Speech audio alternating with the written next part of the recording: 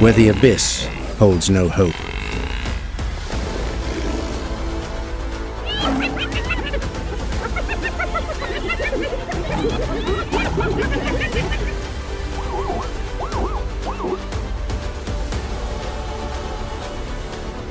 No second chances.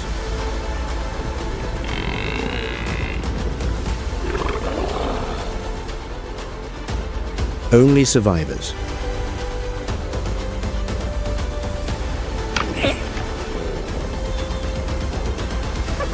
Welcome to WildVerse, where we explore the most brutal laws of nature.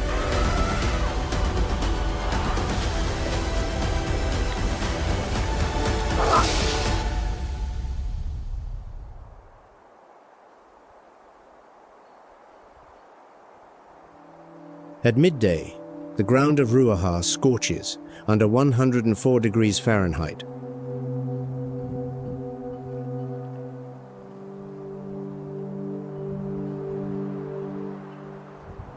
Blinding sunlight blazes across the vast savanna.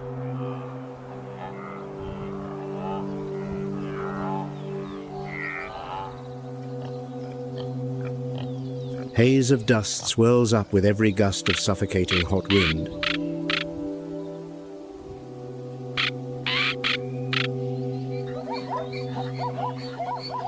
Across the entire parched landscape, only a single pool of murky water remains.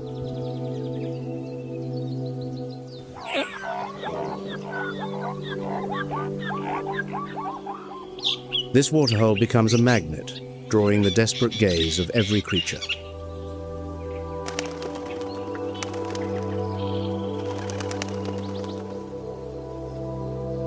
A lone hippo lies motionless on the water's surface.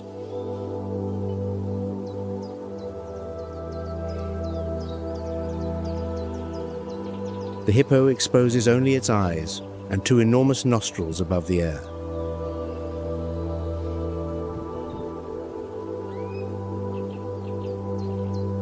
The thick skin of the hippo secretes a unique red-colored mucus.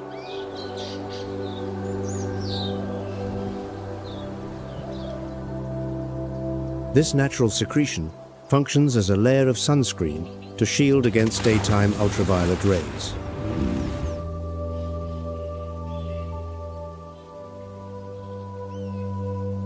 This is the highest ecological tier of the waterhole.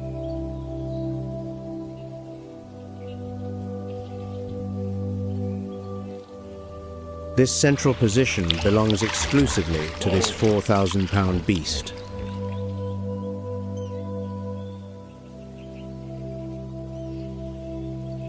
The stillness of the water conceals deadly traps all around.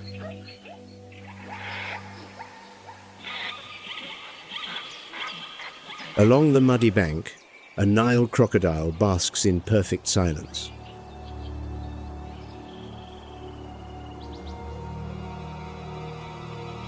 Its rough, textured scales make the crocodile look identical to a rotting log under the sun.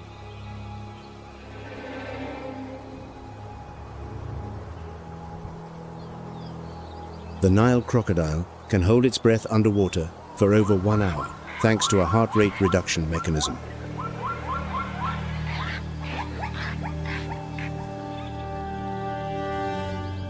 The placement of its eyes and nostrils on top of its skull allows the crocodile to observe without being detected.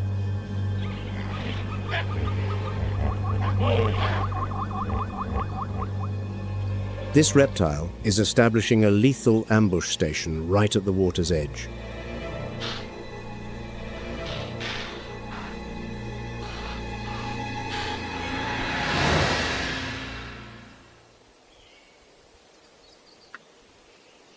On the outermost perimeter, a pride of lionesses lies in wait with extreme desperation.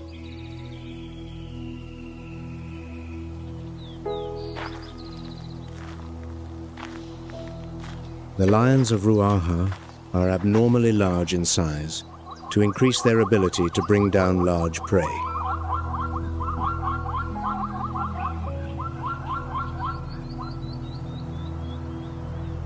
Their sand-colored fur allows the lionesses to camouflage perfectly against the barren terrain.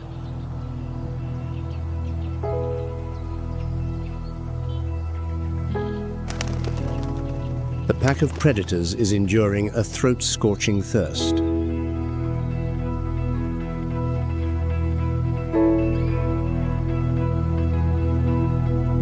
Despite being fearsome killers, the lionesses still dare not step down to the water's edge to compete.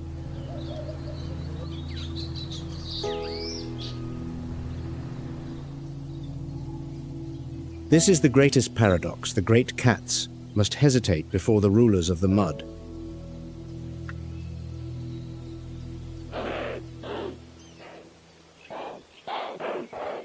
The lionesses emit deep, guttural growls.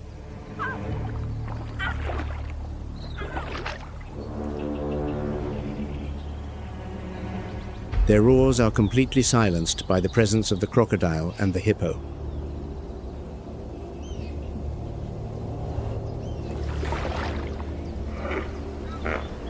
The brutal dry season in Tanzania has entered its 7th consecutive month.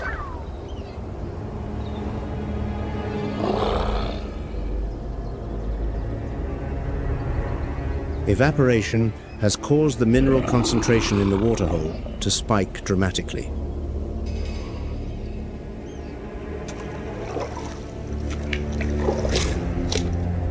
With each passing day, the circle of life and death around the waterhole tightens further.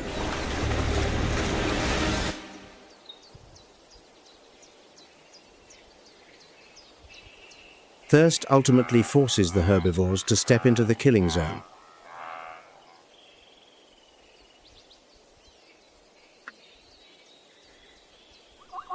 The pounding of hooves rings out, signaling the arrival of large prey.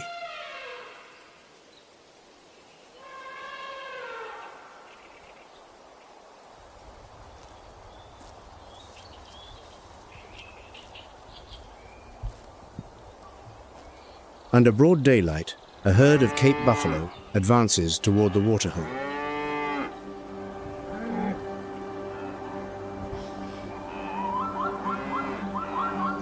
Each adult Cape buffalo weighs nearly 2,000 pounds with rippling muscles.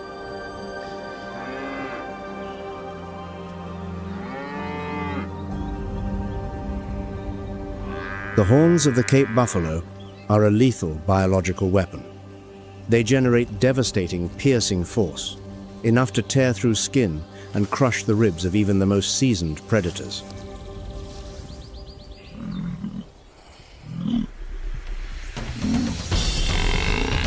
To counter the suffocating bite of apex predators, the Cape buffalo has evolved an impressive biological shield. The epidermis around their neck can grow up to 2 inches thick, forming a barrier nearly impenetrable to the fangs and claws of lions.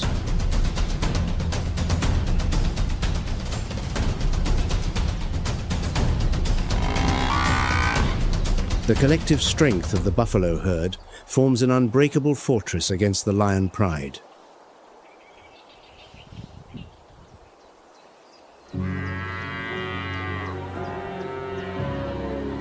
A direct assault on a healthy buffalo herd is a suicide mission for any predator.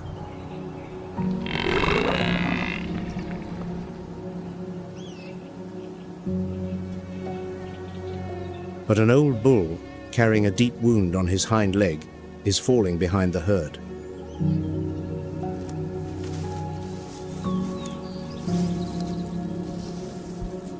The old buffalo limps along, dragging each heavy step across the dusty ground.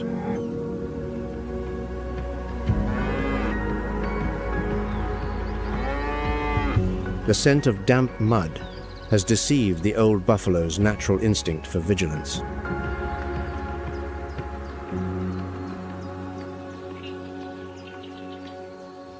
Thirst forces the old buffalo to walk directly into the crocodile's ambush position.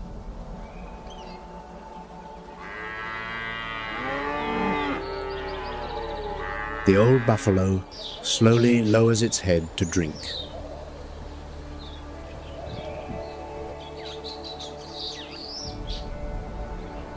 The act of lowering its head completely exposes the fatal weak point at its throat.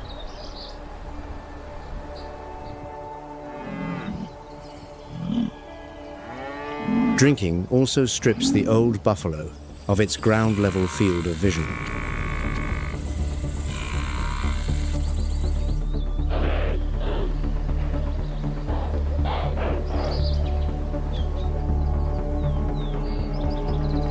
When thirst drives the herbivores into the killing ground, the most patient of predators are already poised for a massacre.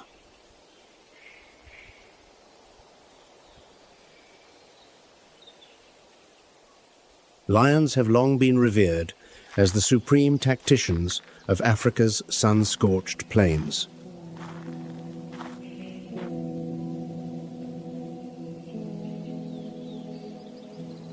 Serving as the pride's primary providers, the females hunt in seamless coordination, a strategy that dramatically improves their odds of success.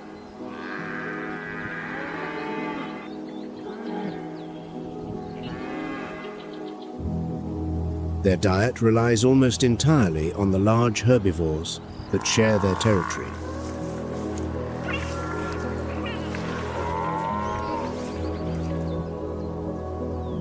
The sheer muscular bulk of a single Cape buffalo can yield enough sustenance to keep an entire pride alive for days on end.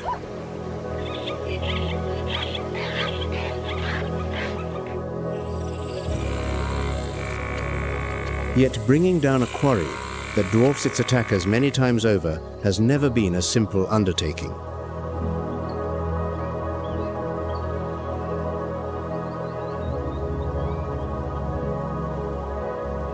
These formidable grazers maintain a habit of pressing close together a living barricade designed to shield every member of the herd.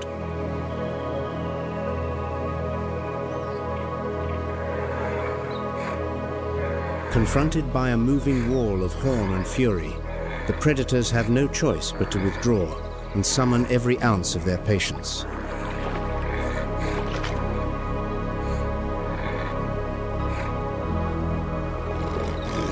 Rather than gamble with their lives, the pride elects to shadow the herd, from a distance studying its formation, searching for the weakest link.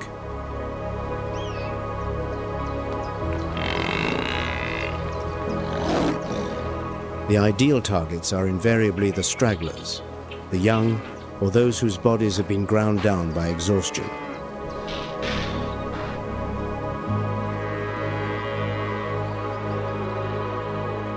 In the punishing heat of the peak dry season, fatigue becomes unmistakable in every labored stride the buffalo take.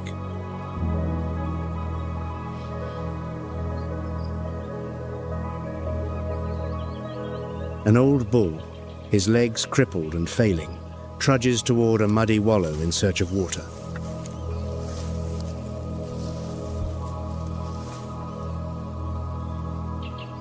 His solitary, faltering drift is all it takes to ignite the bloodlust of the hunters lying in ambush.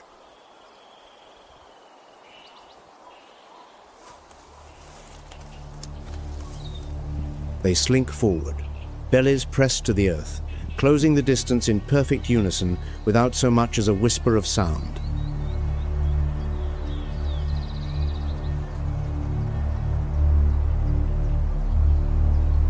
An encircling formation fans out in a wide arc, methodically sealing off every avenue of escape for the doomed animal.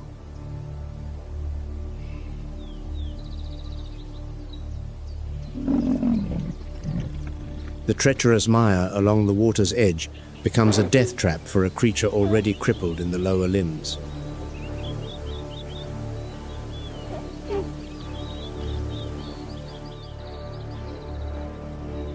Each hoof sinks deeper into the slick, sodden ground, draining what pitiful reserves of strength he has left.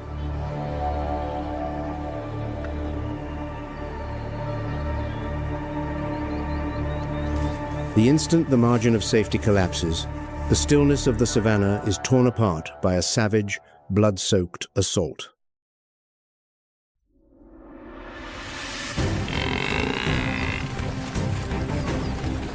Exploding from cover, The hunters rocket toward the old bull with a force that is utterly unstoppable.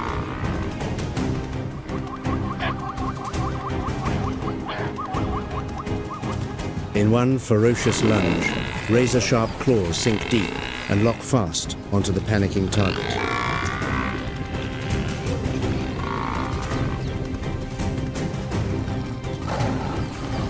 The crushing grip of the predators buckles his lame legs entirely, and he crumples into the mud at the water's edge.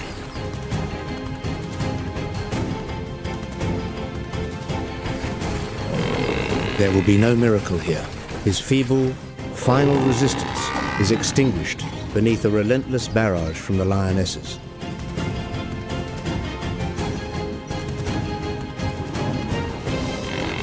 The great beast's life comes to its close, and from every quarter of the sky, the vultures descend, already jostling for their share of the feast.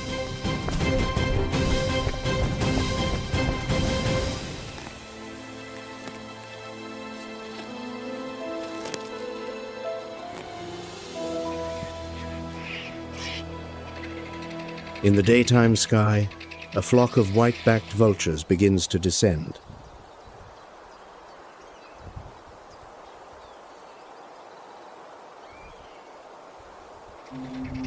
The keen eyes of the vulture can detect a carcass from a distance of 4 miles.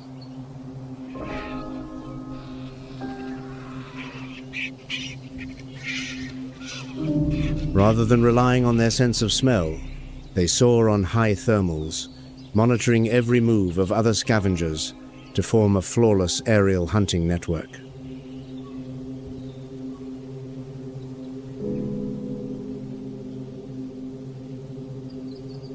When the vultures descend, the entire sky receives the signal of a grand feast.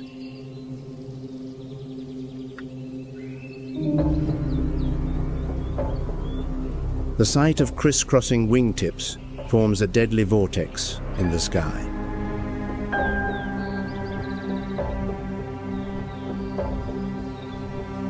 Within just a few minutes, a flock of vultures has arrived at the hunting scene.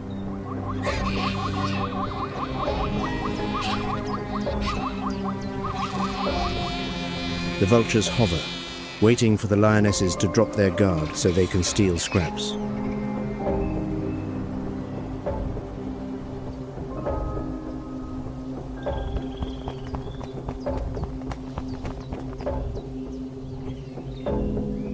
But the vultures are not the most aggressive scavengers on the Great Savannah.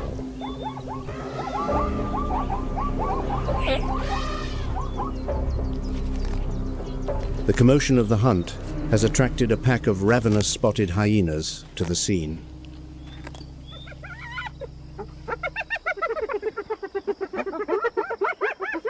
The spotted hyenas emerge from behind tall mounds of earth with their characteristic loping gait.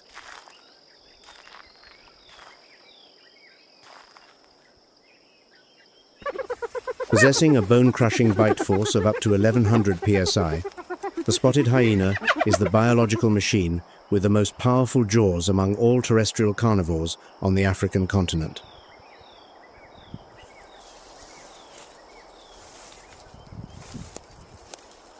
The bite force of the spotted hyena pack is strong enough to crush the toughest femur bones of a Cape buffalo.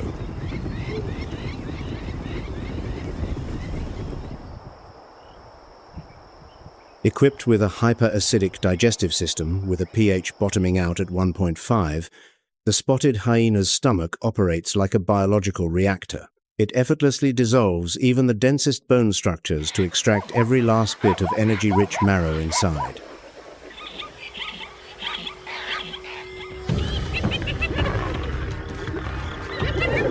The spotted hyena pack employs a strength in numbers tactic to tightly surround the lionesses.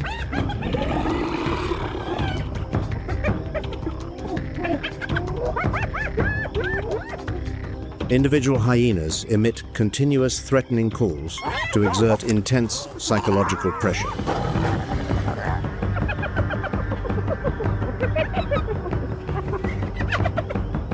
The boldness of the starving hyena pack begins to unsettle the lionesses.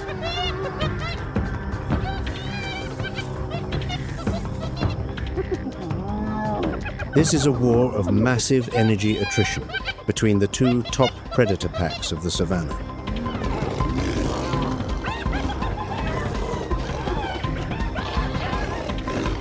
The lionesses quickly realize that holding their ground to defend the buffalo carcass is far too risky.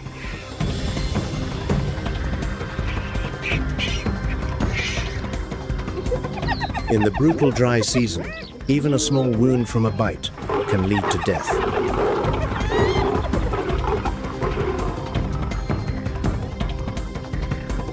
The lionesses are forced to retreat and yield in order to preserve their strength.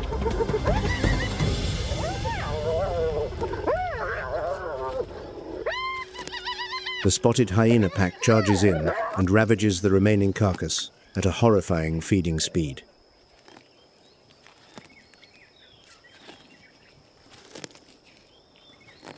Where the lions have abandoned their kill, the hyenas gnaw apart even the toughest patches of skin and fur.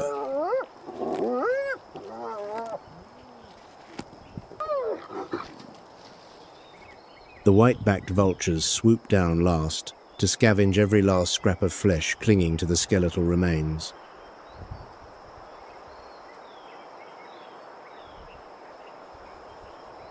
The food chain cycles with ruthless and absolute efficiency right at the edge of the muddy waterhole.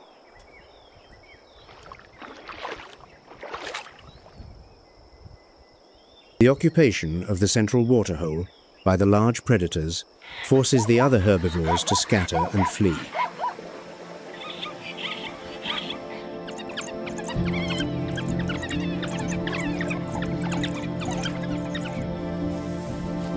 Not far away, the ancient cycle of life and death plays on. But this time, the protagonists are among nature's most disciplined killers.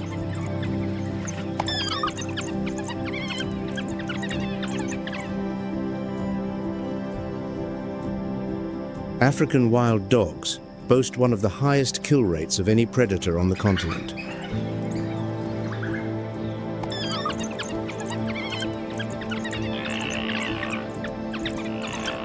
Their mottled coats, each pattern as unique as a fingerprint, dissolve effortlessly into the parched landscape, granting them a formidable advantage in the stalk.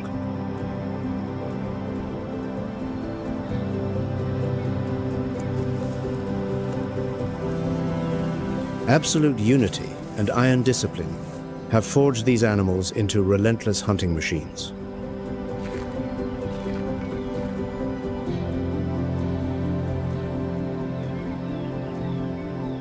And yet, even the most efficient predators do not always prevail.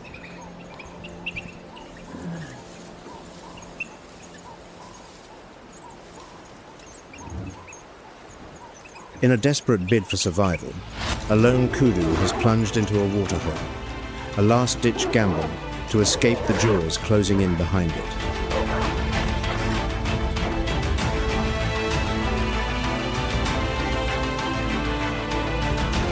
The pack gathers along the bank, circling, watching, but ultimately powerless. Wild dogs have little appetite for water. Reluctantly, the hunters concede defeat and slink away.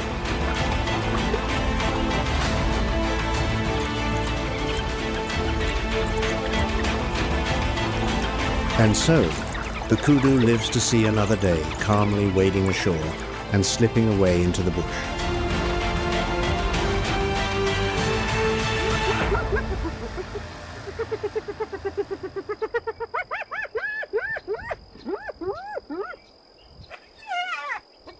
Losing their prize to the hyena pack has pushed the lionesses into a desperate situation.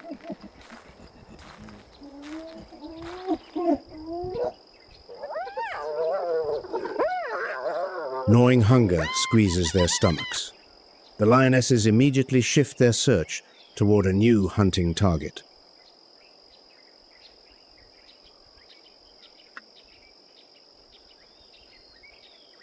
Under the crushing heat of 104 degrees Fahrenheit, a herd of giraffes is forced to advance directly toward the boundary of the central waterhole.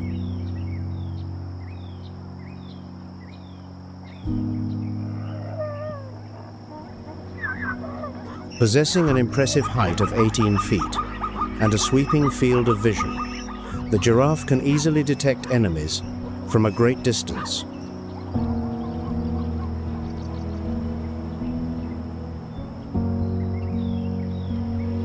However, to quench its thirst, the giraffe must perform the extremely risky maneuver of splaying its front legs wide and lowering its long neck.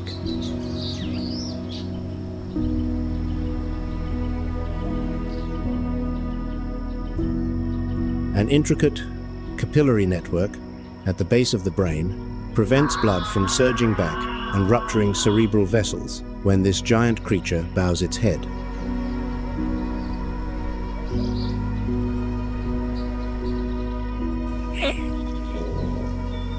Yet this cumbersome drinking posture completely strips the prey of all defensive capability and any chance of immediate escape.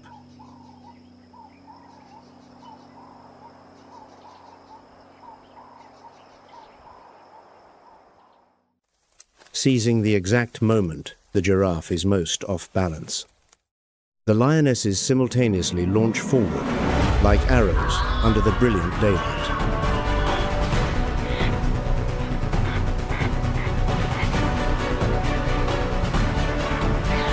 Seizing the exact moment the giraffe loses its balance, the lions charge in unison.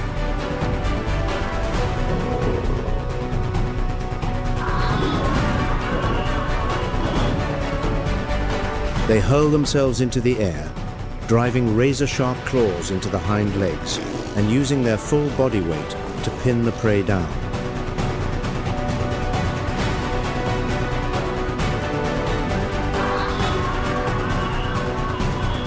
The giraffe panics and tries to rise, but its muscular strength cannot overcome the combined weight of the pack of killers.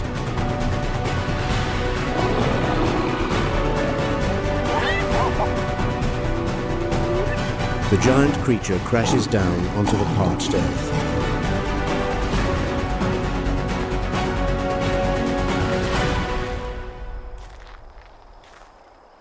And produces a shattering impact that shakes the air and kicks up blinding clouds of dust.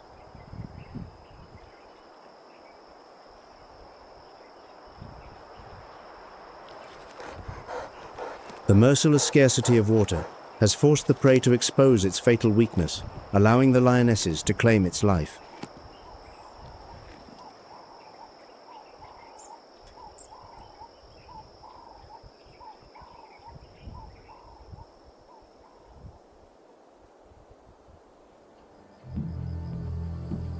Leaving behind the massacre of the giants, the suffocating heat of Ruaha continues to spread across the scorched grass plains.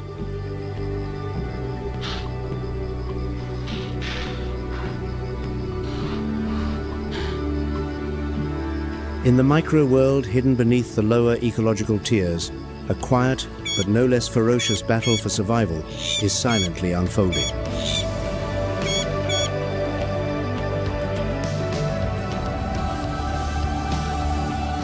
Far from the central waterhole, the ground of Ruaha still scorches under 104 degrees Fahrenheit.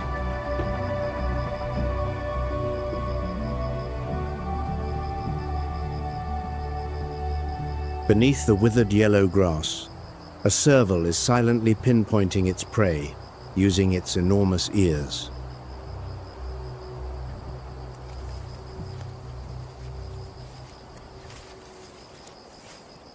The serval possesses the longest legs of any cat relative to its body size, optimizing its field of vision across the savanna.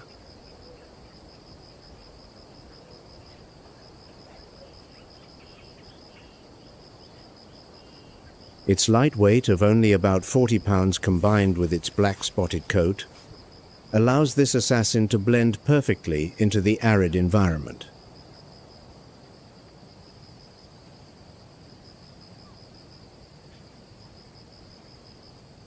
When the distance closes to under 10 feet,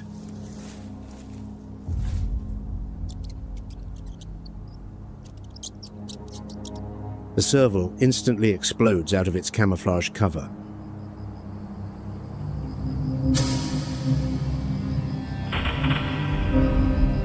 The agile muscle mass in its hind legs operates like a giant spring, launching it up to 9 feet into the air.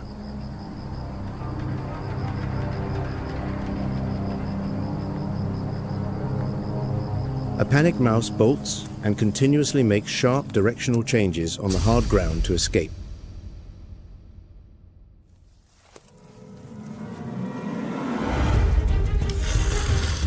Its long legs allow the serval to adjust its flight trajectory mid-air to track every zigzag movement of its prey.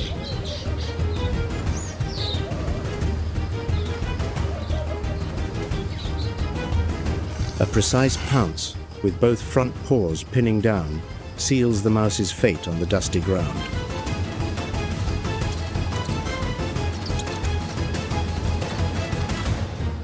A swift, decisive bite, piercing the throat, quickly closes, the lightning-fast hunt before the heat drains the hunter's stamina.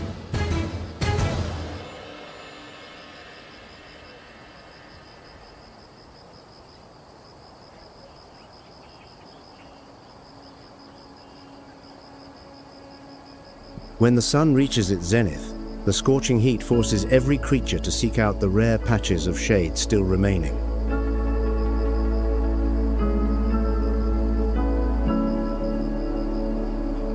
But in this depleted kingdom, stepping into the cool shade of a tree sometimes costs a life.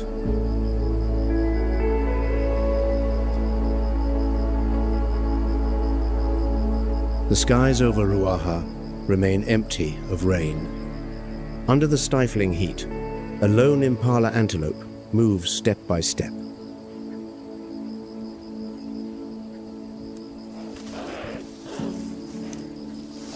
It is completely unaware that a leopard is lurking in ambush.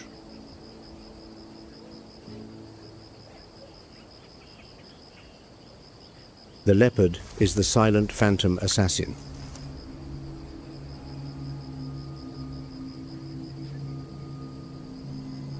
It possesses a rosette-patterned coat that provides absolute camouflage within the dappled shadows.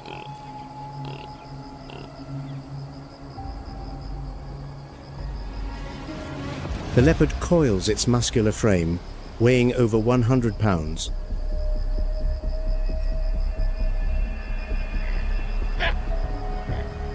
Its amber eyes lock onto every movement of the prey.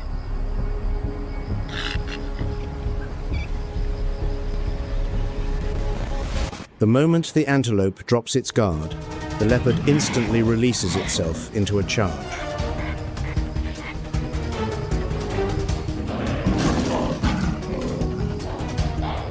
With blinding speed, the leopard seizes the prey before it can even let out a cry.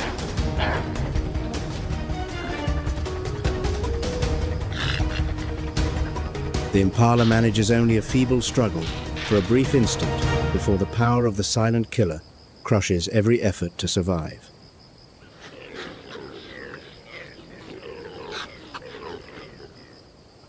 To avoid being robbed by the hyena pack,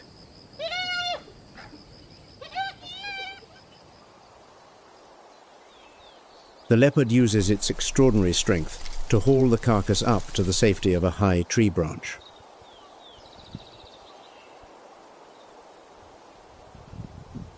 Yet another life ruthlessly claimed.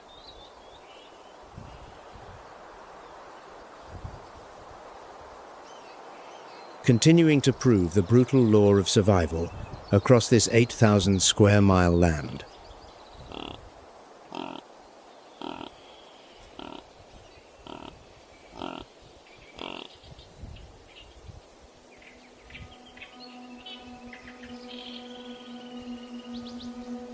While the predators seek refuge from the scorching heat under dense canopies, in the most exposed stretch of open ground, one creature chooses to confront the sun head-on.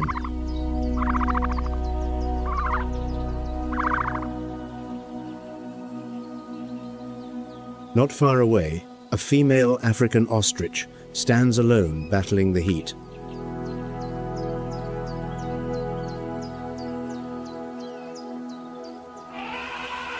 Standing up to 8 feet tall and weighing over 200 pounds, It is the largest bird still walking on the planet.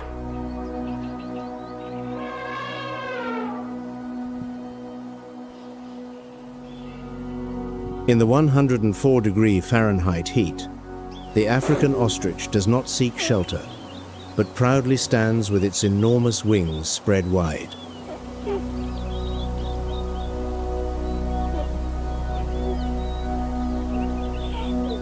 Its grey-brown plumage does not merely blend seamlessly into the withered grassland.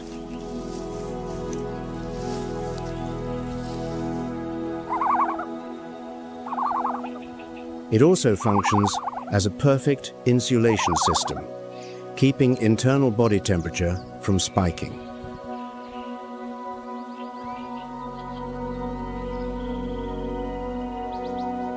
Under the shade cast by its own wings, a precious clutch of eggs is being safely sheltered from the scorching sun.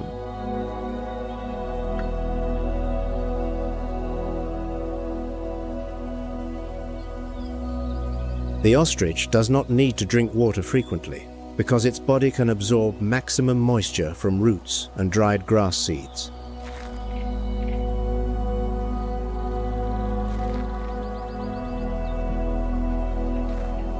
Its long legs with muscular thighs are not only built for sprinting, they allow the mother ostrich to deliver devastating frontal kicks.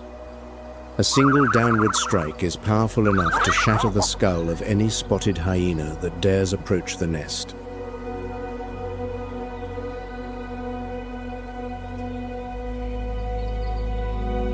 Its eyes, the size of billiard balls, allow them to sweep a 360-degree field of vision to continuously maintain peak alertness.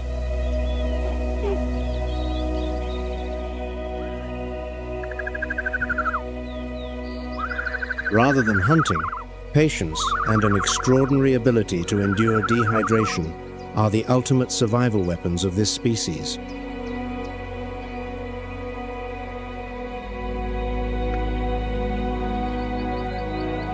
In the midst of the dead land, the ostrich stands firm like a monument, defying the harshness of nature.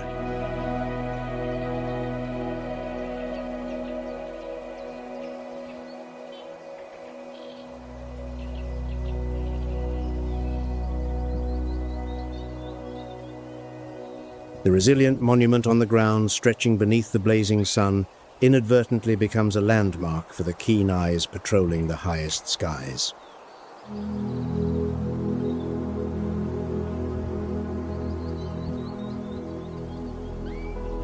In the fiery skies above Ruaha, a battler eagle spreads its 6-foot wingspan, gliding in search of the blood trails of life.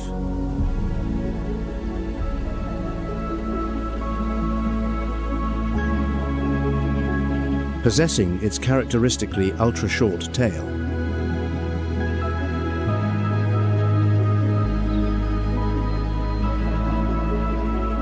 it tilts and sways continuously in the air like a professional tightrope walker.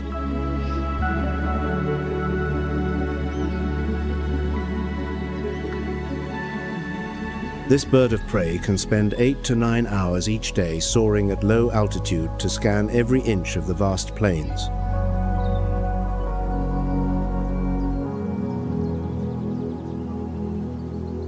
Its exceptional vision quickly locks onto an African hare exhausted by the 104-degree Fahrenheit heat.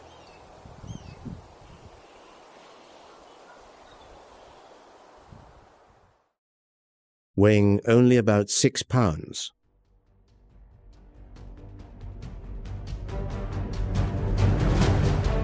the battler eagle decisively plunges downward and uses its powerful talons to snatch the panicked target.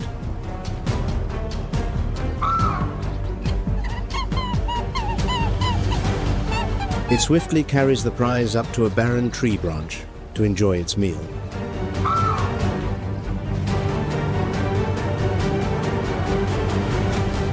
And conserve precious energy in the midst of the brutal dry season.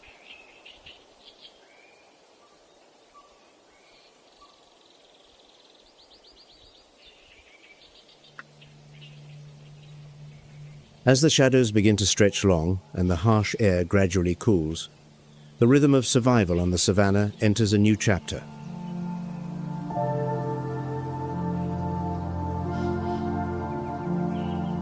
At the area of the bone-dry swamp, the most elegant dances of nature.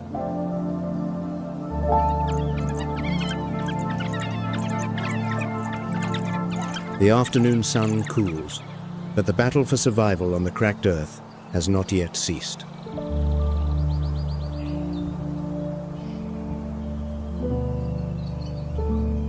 Along the edge of the drained, bone-dry swamp, the grey-crowned crane patiently forages.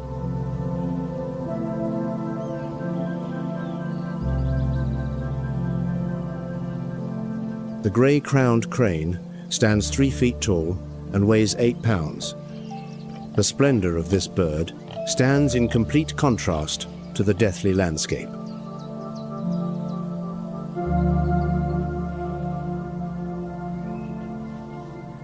The tuft of golden plumage atop its head crowns it like a proud tiara defying the devastating dry season.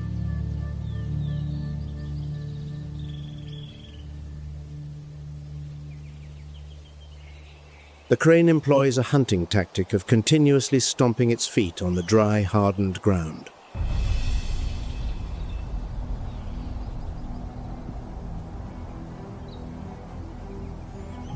These rhythmic vibrations startle insects and small reptiles hiding beneath the layer of thorny brush.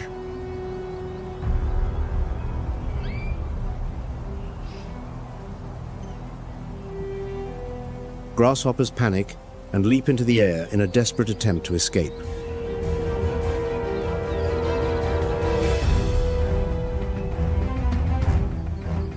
With lightning-fast reflexes, the crane thrusts its sharp beak to spear the airborne target like a javelin.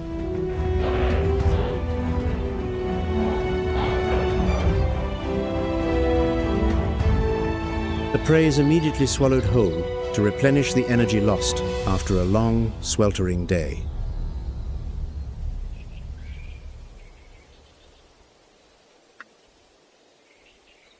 In the midst of this depleted kingdom, even the most regal creature must ceaselessly fight to seize its own survival.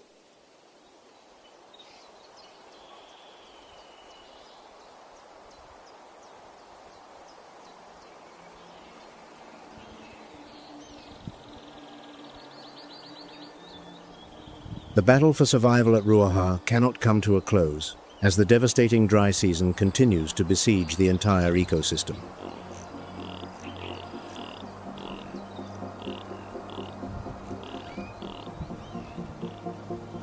The dried-up river continues to serve as a death sentence, hanging over the heads of every species.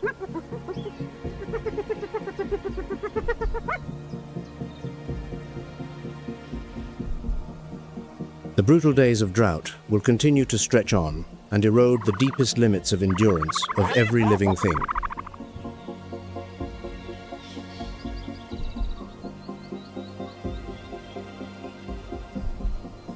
The exhausting desperation washes away every illusory boundary of power that the mighty predators have built for themselves.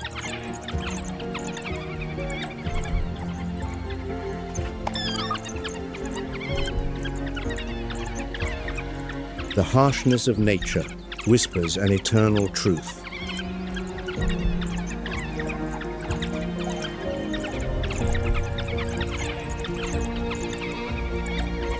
That precious water never belongs to any single creature who claims dominance by force alone.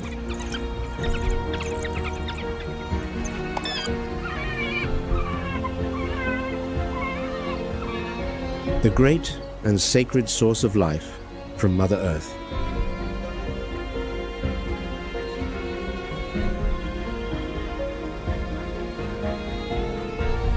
It forever belongs to all the tenacious souls who endure nature's most brutal and unforgiving test.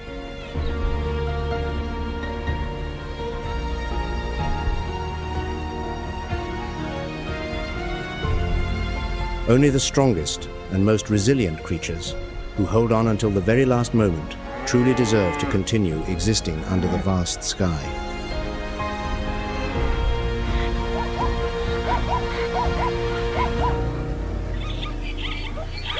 Thank you for joining WildVerse on this profound exploration.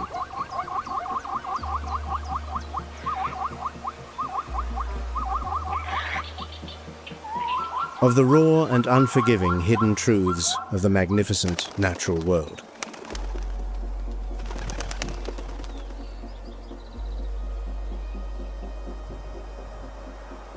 Please hit the subscribe button and leave a comment below, sharing your personal perspective on the bloody battle for survival you have just witnessed.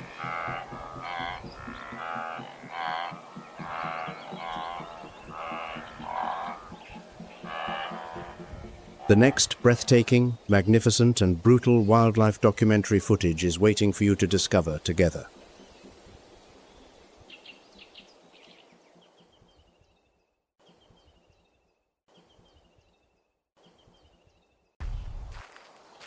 On the Masai Mara, a lioness has begun the first hunt of the day. This is a life or death moment as she searches for food.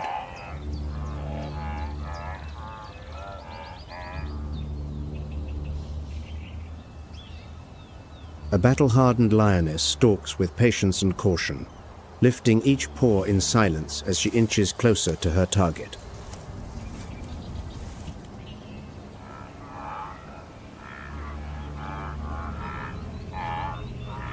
The lioness locks her gaze onto a wildebeest grazing ahead, completely unaware of the danger closing in.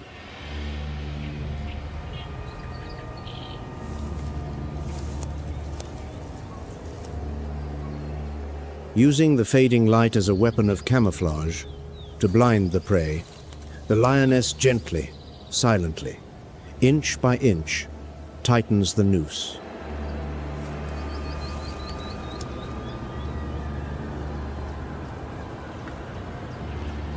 The wildebeest remains utterly off guard, not the slightest hint that the lioness's closing trap is tightening around it.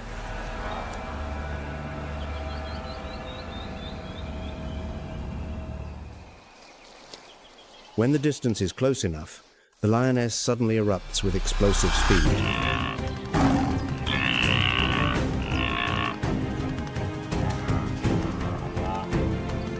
The lioness launches from the tall grass claws, slamming down on the prey, and the hunt ends swiftly.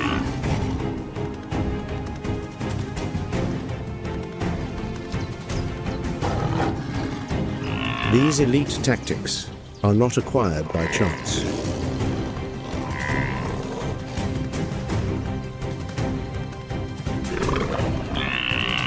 The success of a life or death hunt on the unforgiving savanna does not come merely from superior physical strength or razor-sharp claws, but from something far more important. It is the result of a finely crafted hunting strategy.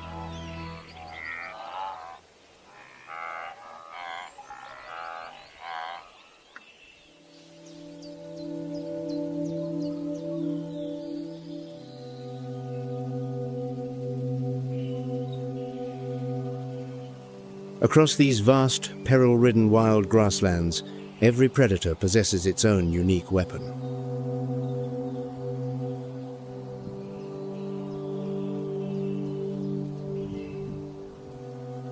Speed, stealth, bite force, intelligence, but only one species relies on teamwork, and it must constantly face a ruthless challenge.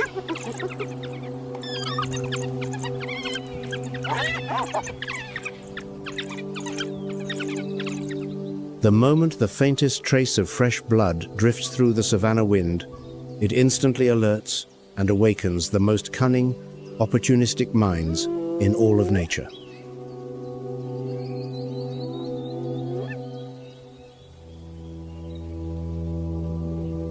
Spotted hyenas do not arrive to scavenge rotting carcasses. They stride in with a demeanor full of ferocity and defiance, ready to fight to the bitter end, to reclaim the kingdom of power that was always rightfully theirs.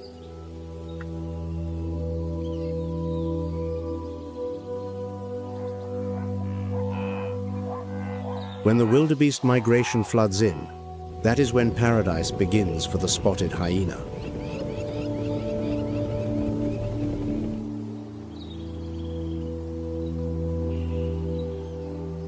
But before the battles over prey with lions erupt,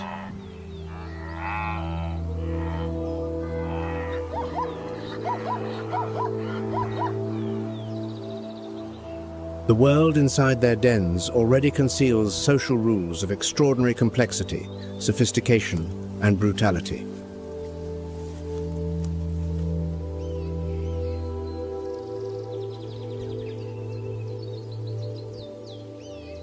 Entirely unlike many other species, spotted hyena cubs are born with their eyes already open and teeth razor sharp.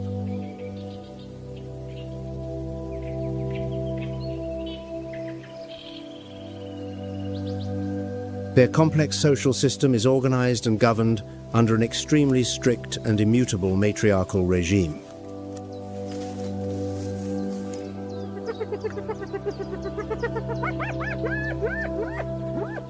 The females are always larger, stronger, and always the victors.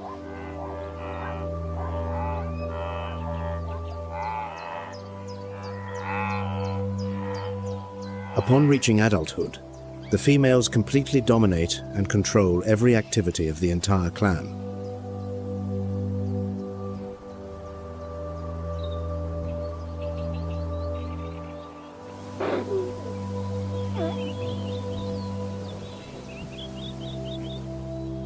While other predators on these vast plains rely on superior muscular strength or cunning collective stalking tactics, another born killer is quietly preparing for a hunt with the ultimate weapon, entirely different and supremely lethal: pure speed.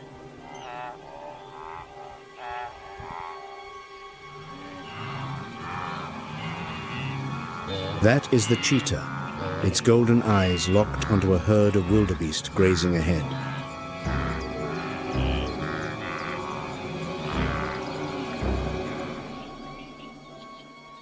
A deathly silence engulfs the space as the final approach, the most dramatic preparatory phase of this life-or-death hunt, officially begins.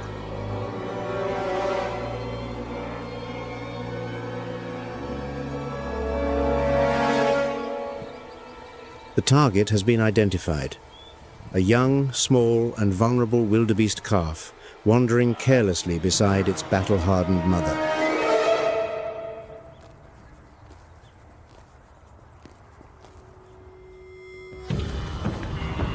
Suddenly, like a bolt of lightning tearing through the stillness, the cheetah launches like an arrow at a top speed of up to 70 miles per hour.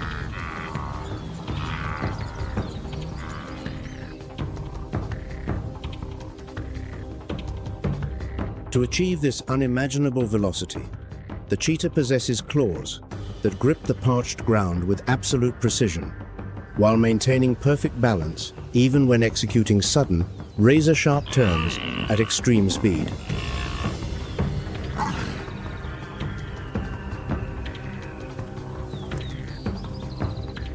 A breathtaking, supremely dramatic chase begins to unfold across the vast, boundless expanse of the savanna.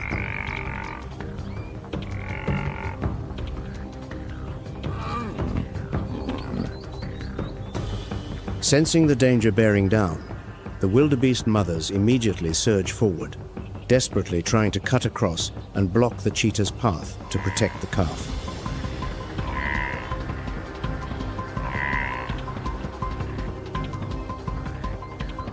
The young wildebeest calf panics and bursts into a desperate sprint.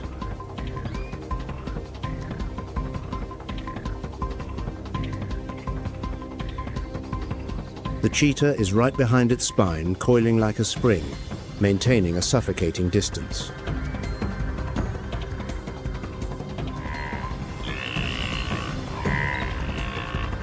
Finally, under the unbearable pressure and the predator's superior speed, the young wildebeest calf collapses.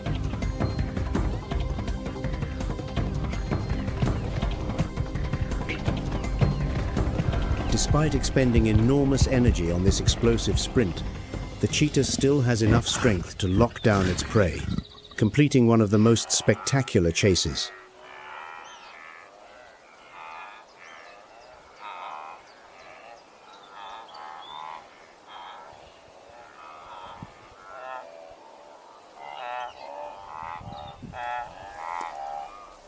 On this very same vast savanna riddled with high-speed pursuits, another solitary predator chooses a completely opposite survival strategy: the art of absolute invisibility.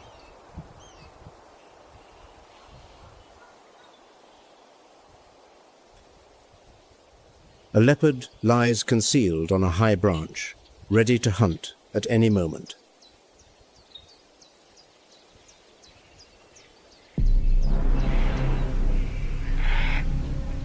Below on the ground, a herd of impala leisurely drifts closer to the kill zone, utterly oblivious to the unimaginable danger lurking directly overhead.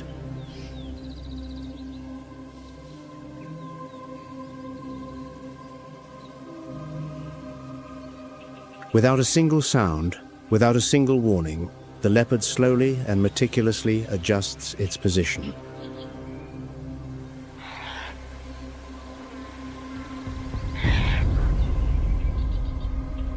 The coat with its distinctive rosette spots is not merely the leopard's proud emblem, it is a flawless optical camouflage.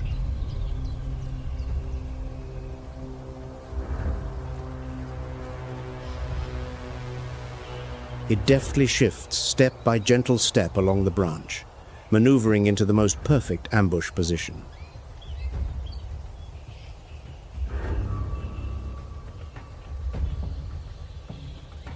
Although this height grants an absolute vantage point, it also carries enormous risk if the leap misses its mark.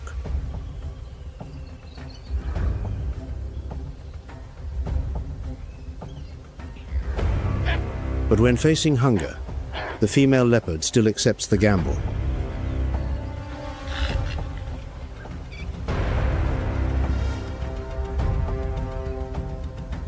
She patiently holds her breath, coiling tight.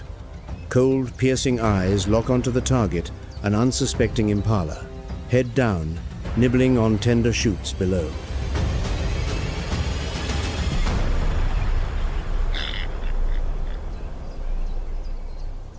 The leopard plunges straight down from the high branch, slicing through the air like an arrow.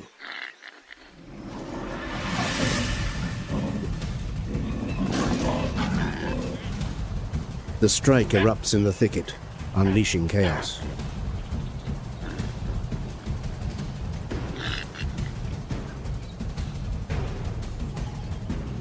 The leopard swiftly locks down the prey before the herd of impala can comprehend what just happened.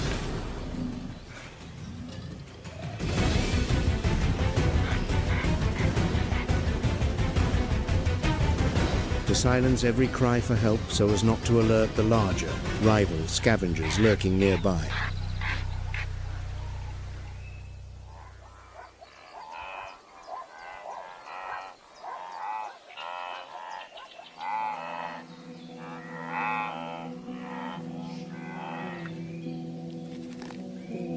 Stretched across this vast, peril-ridden savanna, three apex predators, the lioness, the spotted hyena, the leopard, share the same plains but never share their strategies. Each carves out its own unique path to survival.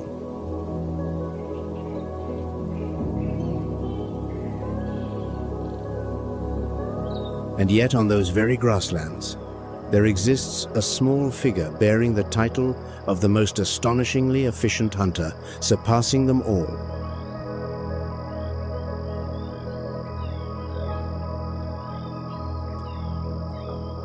The serval cat weighs 18 to 40 pounds.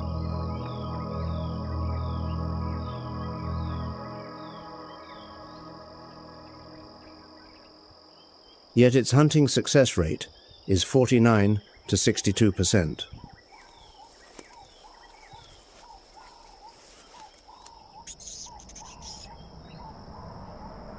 On most days, its menu consists of small rodents, hiding beneath the grass or unsuspecting birds.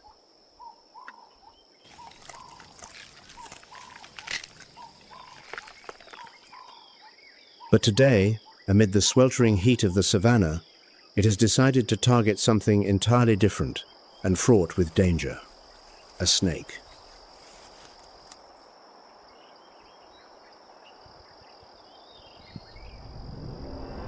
The moment it detects the enemy, the snake immediately gapes its mouth wide, rears its head high, and lunges to strike, causing the cat to leap back in alarm to dodge.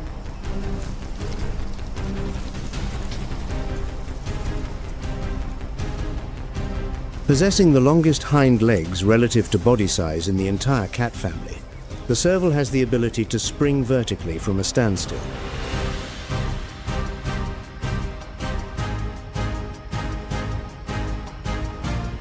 This extraordinary muscular power is normally used to snatch birds in mid-flight.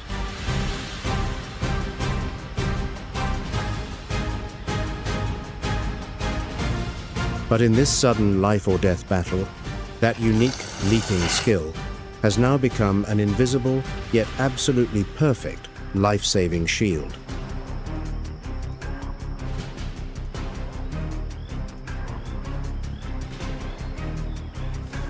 It allows the serval to nimbly dodge the venomous strikes within the thinnest, most breathtaking fraction of a second.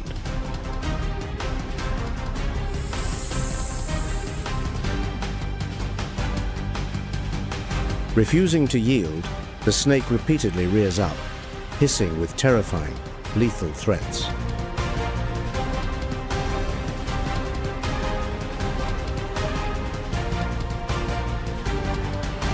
Realizing a quick kill is impossible, the serval shifts tactics, circling and harassing to exhaust the snake.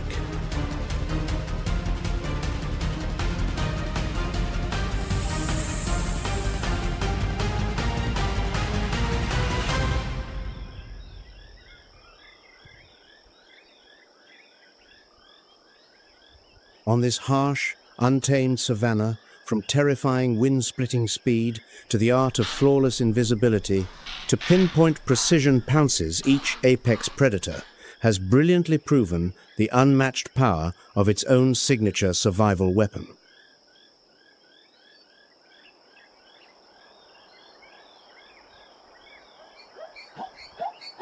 But all must yield to a momentous event about to unfold at the water's edge.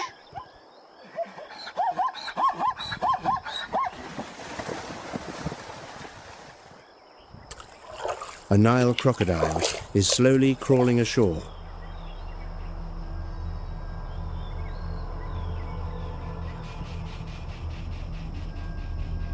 For 3 grueling months, the mother crocodile has lain motionless on guard, ignoring her own gnawing hunger, patiently protecting her nest of eggs day and night from every threat.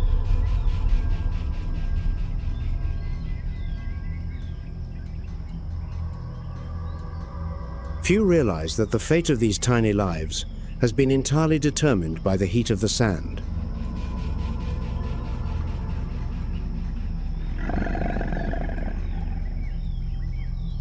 But the peril-laden ground is no safe haven. She must carry her newly hatched young down to the water.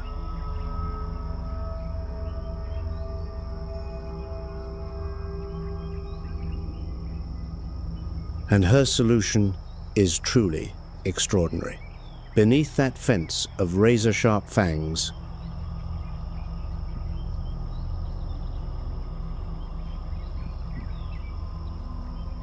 the mother crocodile carefully opens her massive jaws, ever so gently gathering each tiny hatchling inside, transforming the most feared and deadly maw in all the riverlands into the softest, most secure cradle to shelter her young.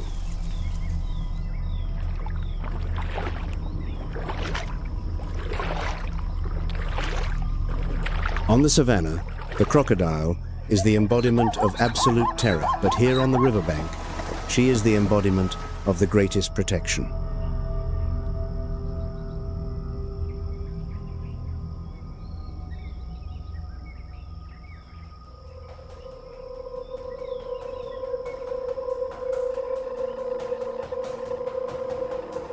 However, beneath the harsh skies of the wild, there is no room for even the briefest moment of negligence.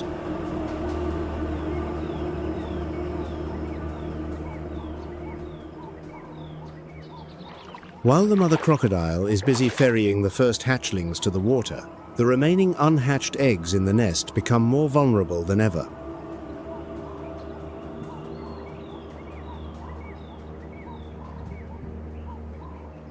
From within the brush, cold, cunning eyes have been silently tracking every move. The owners of those hungry gazes are Nile monitor lizards.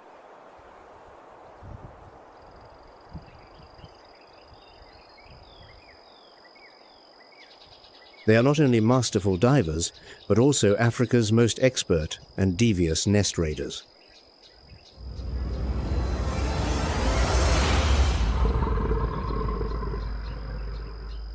Fully understanding the devastating power of the crocodile's jaws, the monitors have devised and executed a perfectly coordinated heist.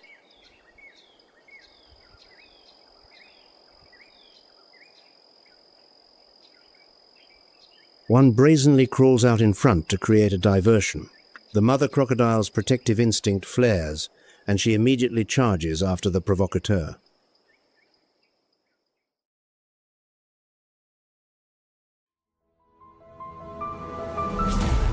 That is exactly what they were waiting for. The second monitor, already hidden in the brush, darts straight for the nest.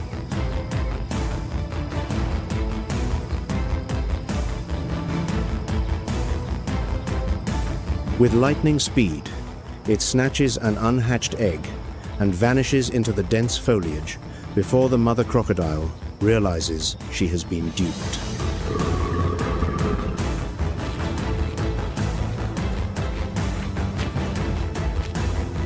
This flawless distraction tactic, without a single wasted movement, is no random coincidence or stroke of luck.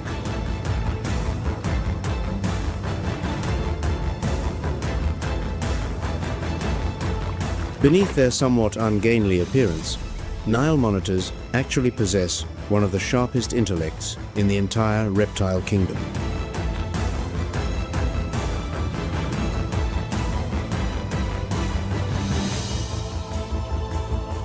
This allows them to memorize the aggressive behavior of crocodiles and exploit that very weakness to breach a defense that seemed utterly impregnable.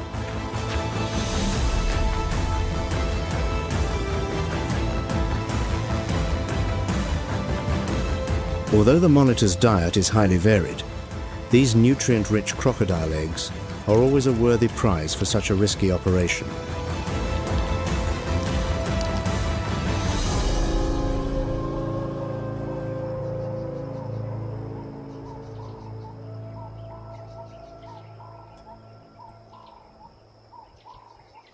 Along the shallow waters, basking under the sun, a tall, slender silhouette moves at a deliberate pace.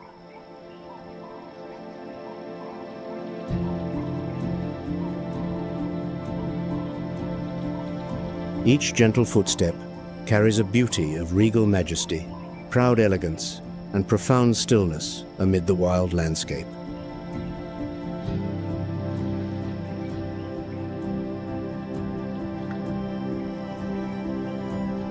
Known as the saddle-billed stork, this creature possesses a red and black bill crowned with a distinctive golden saddle-shaped shield.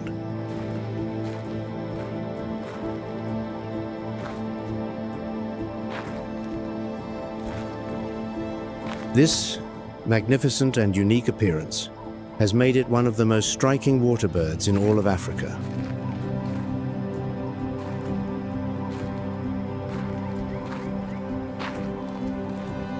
This bird's prey hunting technique is not simply survival instinct. It has been elevated to the pinnacle of infinite patience.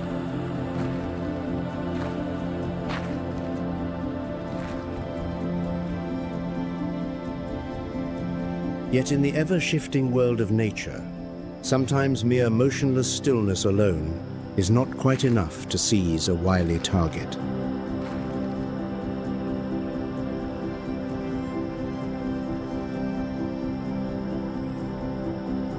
At this very moment, a small fish below has unwittingly drifted into the stork's keen line of sight.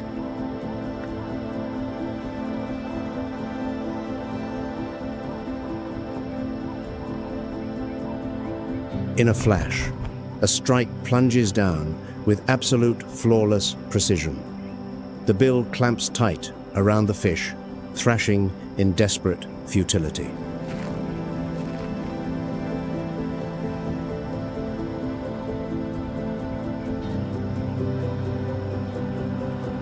This long and immensely powerful bill is not merely a grasping tool.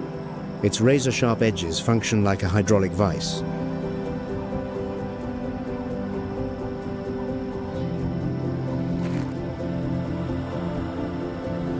Allowing the saddle-billed stalk to generate an enormous clamping force to grip even the most slippery fish, completely eliminating any chance of escape beneath the murky water.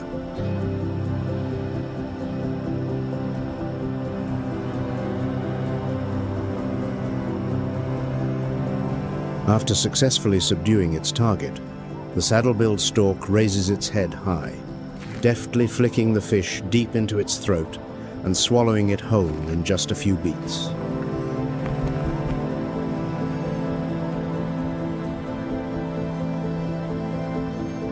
It is precisely this masterful hunting skill that helps them maintain the delicate balance of the entire aquatic ecosystem here.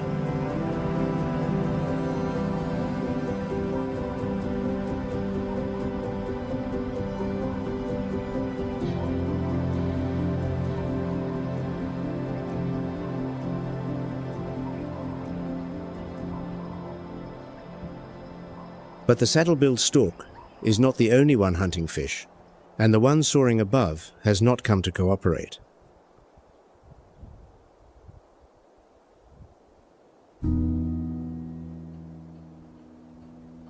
The African fish eagle, possessing a wingspan of 6 to 8 feet, in this species, the females are typically far larger than the males.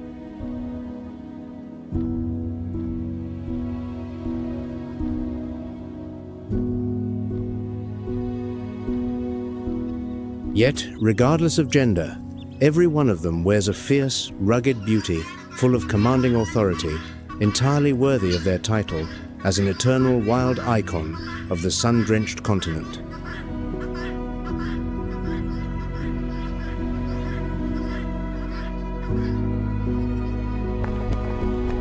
The African fish eagle stands proudly atop the treetop. Its eyes sweep the water's surface, waiting for the careless flash of a fish.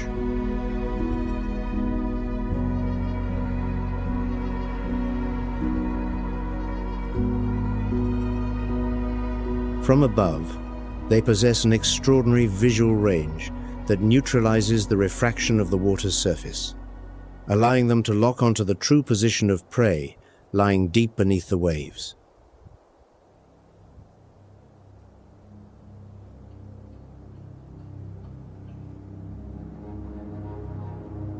The instant opportunity appears, the African fish eagle bursts into flight, spreading its wings and gliding low across the vast lake.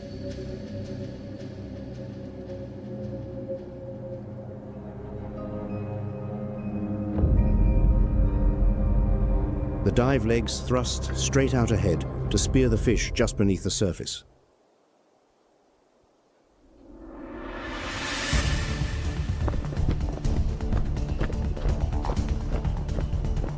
To conquer the slippery scales of underwater prey, the soles of the African fish eagle's feet, combined with its sharply curved talons, grip tight.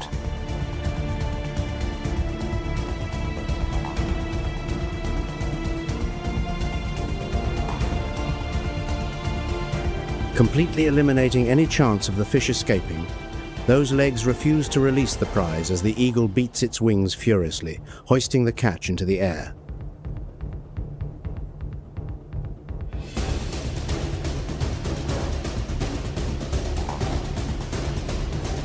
And at last, the proud victor slowly returns to its familiar treetop perch with its hard-won trophy.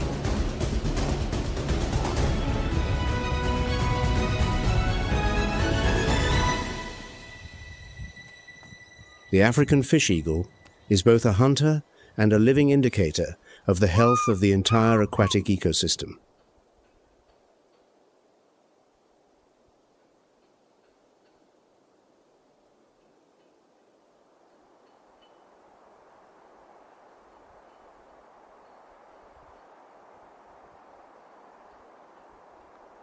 As the shadow of the African fish eagle disappears behind the treetops along the waterbank, the space seems to settle into a brief calm.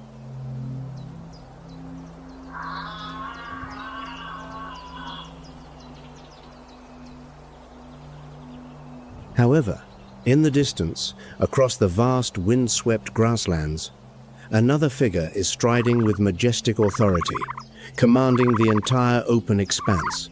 It is the African ostrich.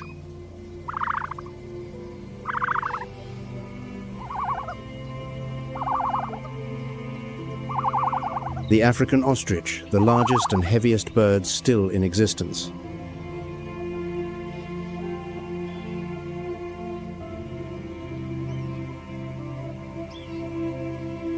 Despite possessing an appearance that seems gentle and composed, the African ostrich is, in reality, a remarkably flexible omnivore with astonishing survival capabilities.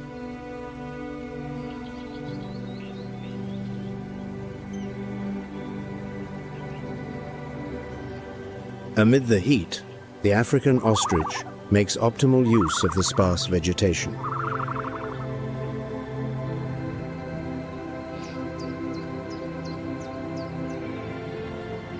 Their diet is extremely diverse. They consume leaves, seeds, and even small insects to sustain life, and can survive for many consecutive days without drinking water directly.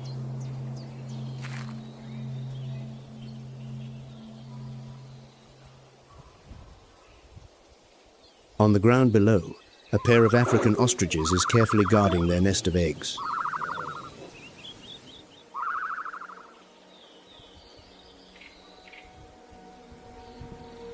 To protect these precious eggs from nest raiders, the African ostrich employs a flawless camouflage strategy.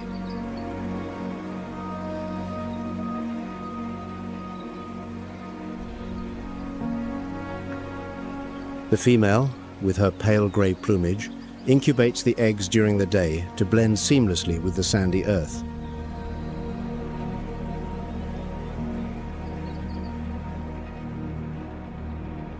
While the male, cloaked in jet black feathers, takes over the duty when nightfall descends.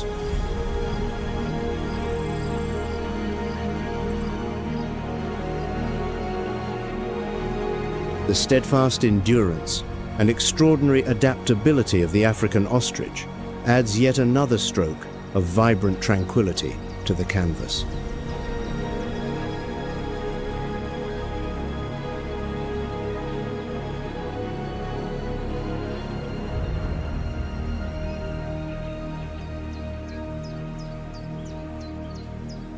If the majestic beauty of the African ostrich paints a scene of serenity across the windswept expanse,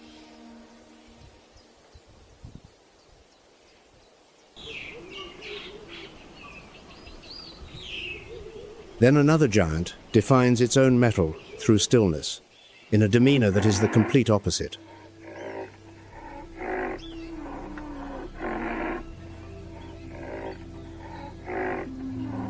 It is the white rhinoceros, a rare, ancient fragment still surviving on this land.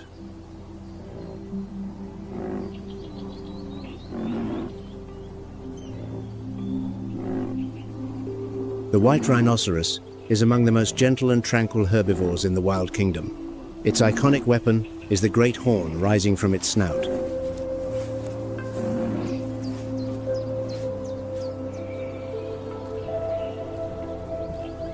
Unlike other rhinoceros species, the white rhinoceros possesses a wide, square-shaped lip that functions as a perfect natural grazing machine.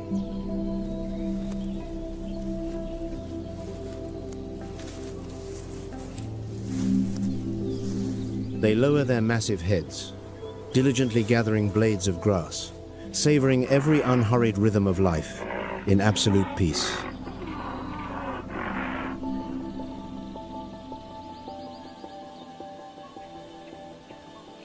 But under the blazing African sun, the grey skin that appears to be the white rhinoceros's indestructible armor is in fact highly vulnerable to ultraviolet rays and insect bites.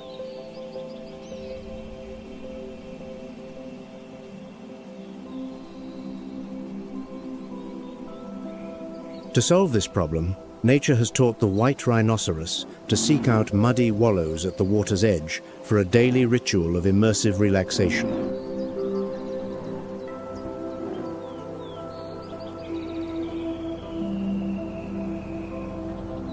Once ashore, the thick layer of mud dries under the sun and transforms into a magnificent natural sunscreen and cooling armor for the white rhinoceros.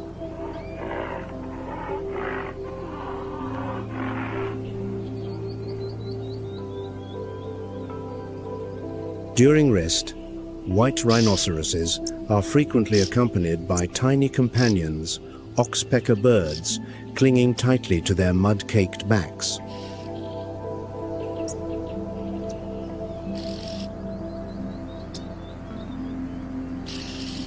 These little birds help the white rhinoceros clean stubborn parasites hiding within the folds of its skin.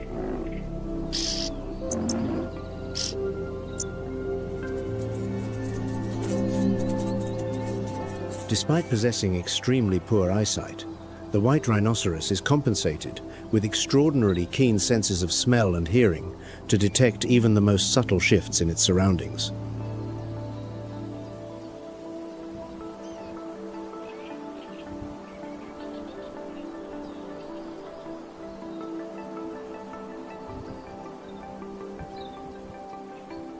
The stoic presence of the white rhinoceros brings a rare moment of serene stillness to the heart of the sun-scorched savanna.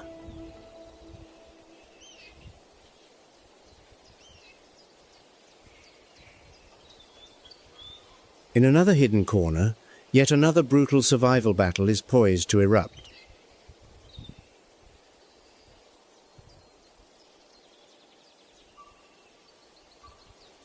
Quick as a bolt of lightning, a black-backed jackal, with astonishing agility, launches itself through the shallow water.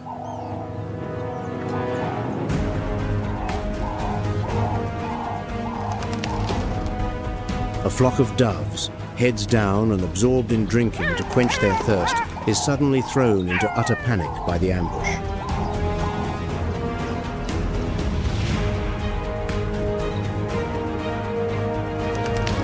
With a spectacular lunge, the jackal seizes the weakest bird.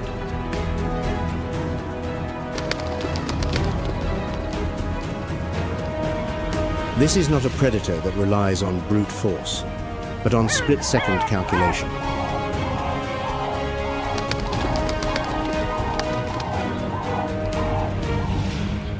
Though the dove escapes the first snap, the pursuit is far from over.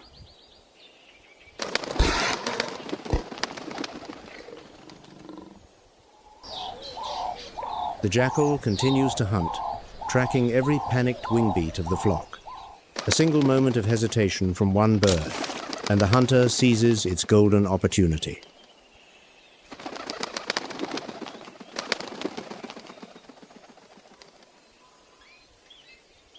The shrinking waterhole tightens under the heat, turning this place into the perfect trap.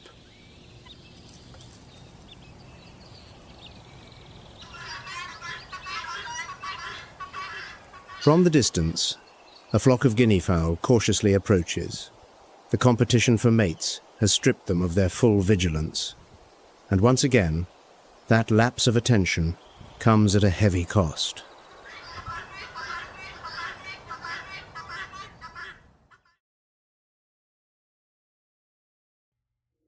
The jackal rockets upward, using wind-splitting speed to snatch a guinea fowl right out of the air.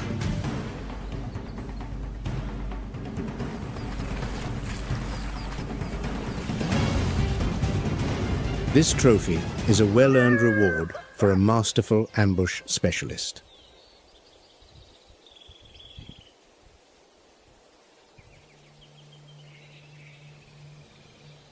But that prize is not for the jackal alone. Nearby, among scattered shallow burrows, a black-backed jackal family is waiting.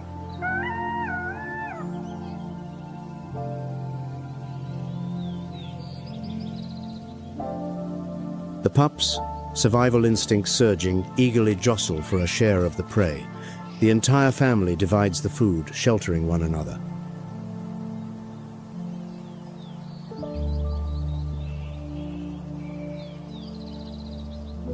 It becomes clear that whether playing the role of a cold, ruthless killer stalking alone beside the shallow waters, or transforming into devoted, selfless parents for their young, The black-backed jackal always proves its extraordinary resilience.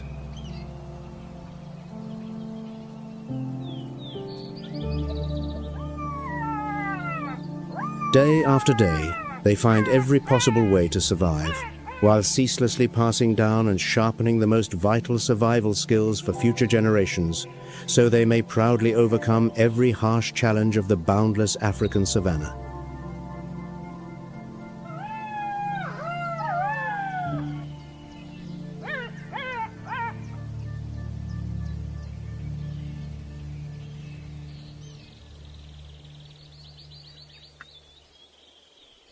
But on the savanna, strength and speed alone do not decide everything.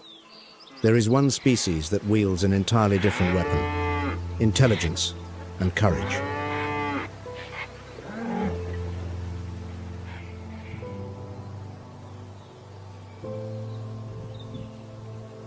The olive baboon is struggling to find food. In the midst of this hardship, a tantalizing sound rings out.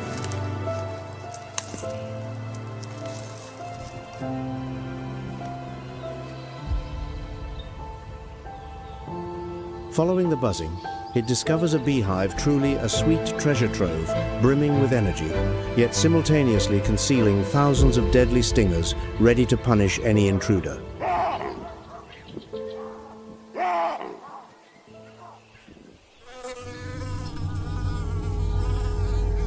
The baboon peers down cautiously, a priceless reward, accompanied by the threat of thousands of venom-tipped needles.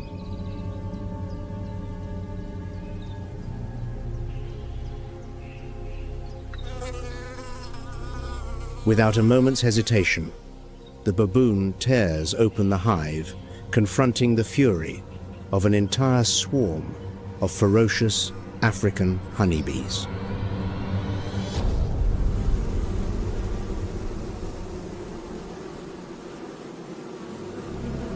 The bees immediately counterattack, swarming and stinging the intruder.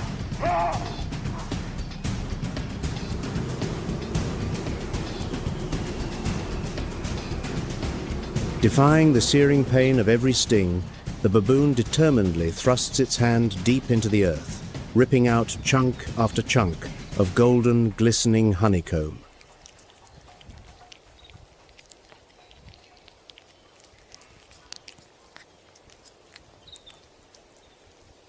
Thanks to sheer reckless audacity, combined with its natural armor, thick skin, and a dense coat of fur that shields against some of the damage, this cunning hunter ultimately claims its prize.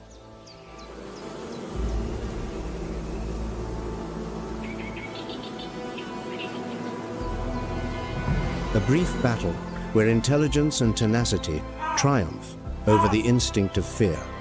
The baboon quickly retreats, carrying away a slab of honeycomb dripping with sweet nectar.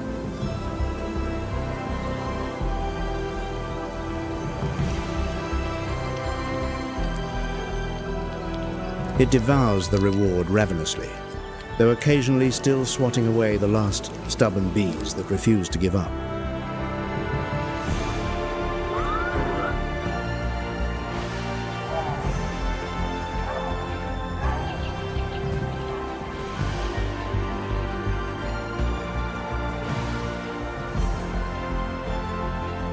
If the baboon's boldness and tenacity in confronting the bee swarm brought a burst of chaos,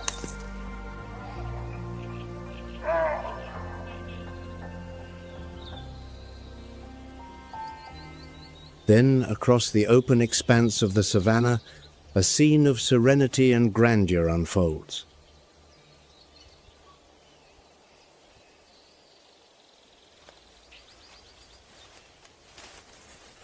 It is the Kori bustard, the embodiment of unparalleled patience and composure on the African savanna.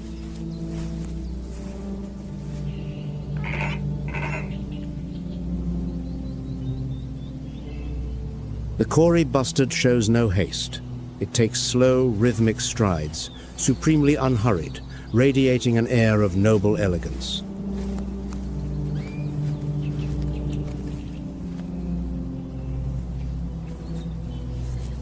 While moving, Its keen eyes continuously scan the dense grass carpet, hunting for nourishment to sustain its body.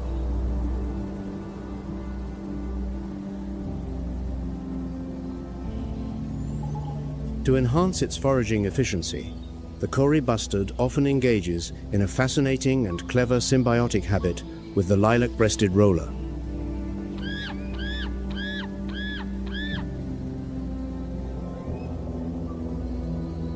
Of course, life on the ground is riddled with dangers, compelling the Kori bustard to maintain the highest vigilance against even the faintest sound in its surroundings.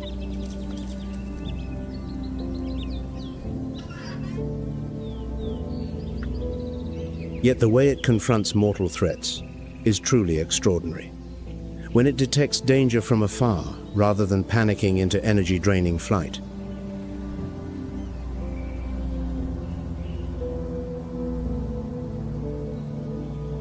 the Kori bustard prefers to use its powerful legs to quietly stride away and disappear.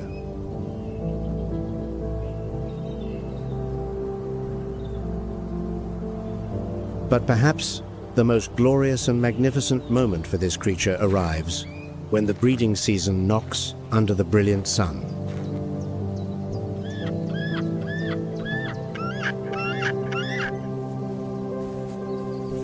The male Kori bustards perform a courtship ritual of breathtaking splendor and pride.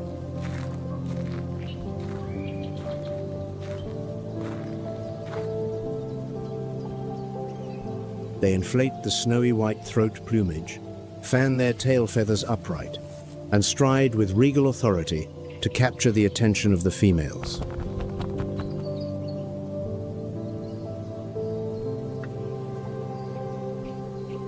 The proud and composed presence of the Kori bustard in broad daylight is vivid proof that,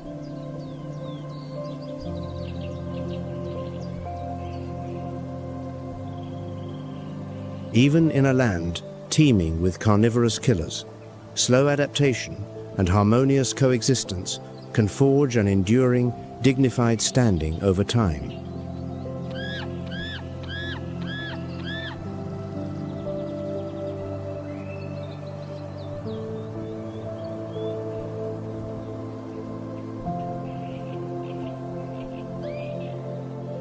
And if the proud stillness of the Kori bustard weaves a tranquil brushstroke across the windswept savanna,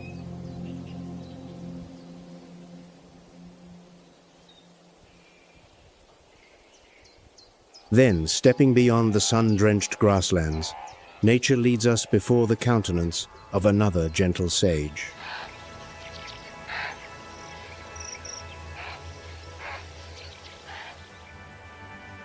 The common eland, a creature bearing an appearance of immense majesty and commanding power in the wild kingdom.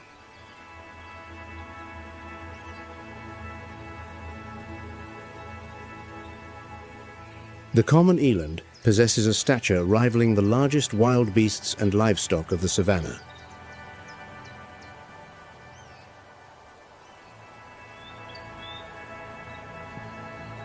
Despite its massive size and superior physical strength, this animal chooses an extraordinarily peaceful, plant-based way of life.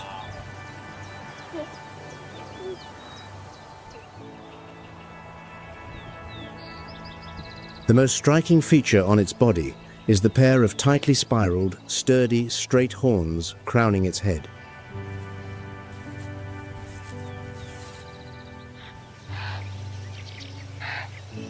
A remarkable evolutionary trait that helps them establish dominance and defend against enemies never to attack their own kind.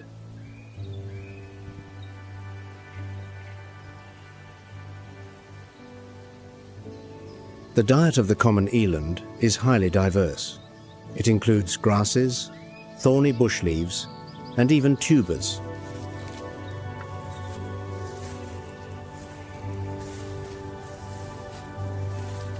It is precisely their ability to extract every last drop of moisture from the sparse vegetation of the savanna.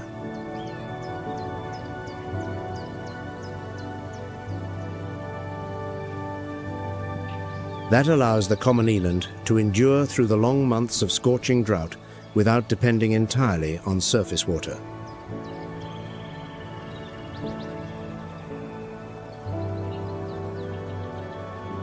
During the peak hours of daytime heat,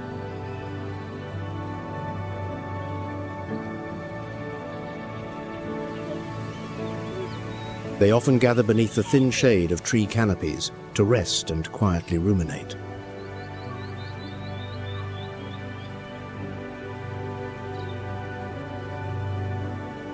The gentle nature of the common eland allows them to effortlessly share living space with many other herbivore species.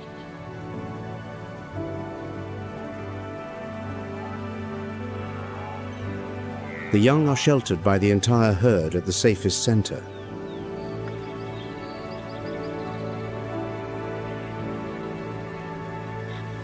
They play under the strict supervision of experienced adults.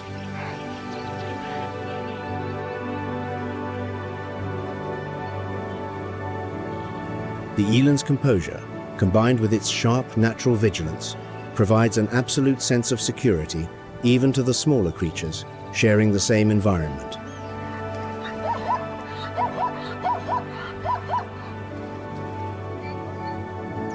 The towering, imposing, yet profoundly peaceful presence of the common eland is a bold, philosophical declaration from nature itself.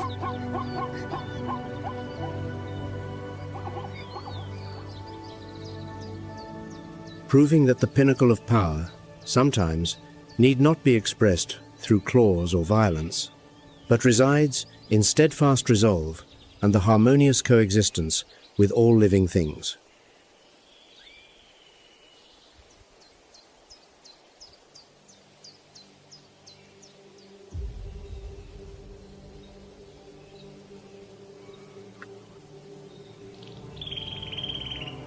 Each creature has proven its own unique survival strength on the same wild savanna.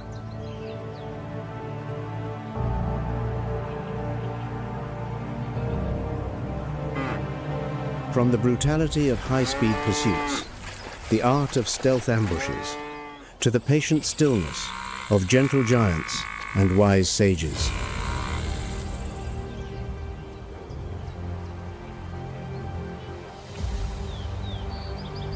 In this wild kingdom, all creatures are bound to a ruthless cycle of life and death, where the rules show absolutely no mercy.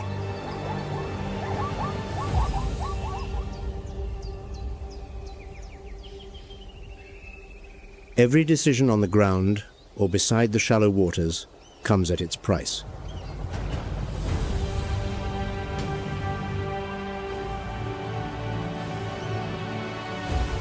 The line between becoming the victor or becoming the prize is sometimes decided by a single moment of carelessness.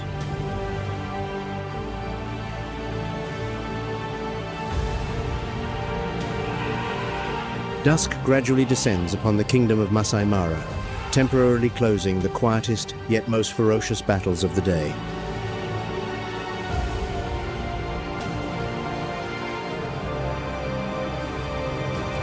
But tomorrow, when the dawn light brushes across the golden grass tips, all living things will awaken once more to continue the unending cycle of evolution.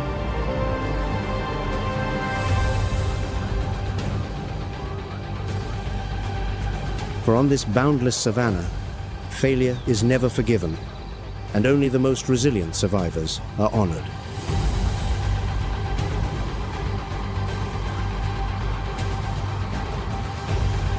Thank you for joining WildVerse to witness the wonders and the brutality of the natural world.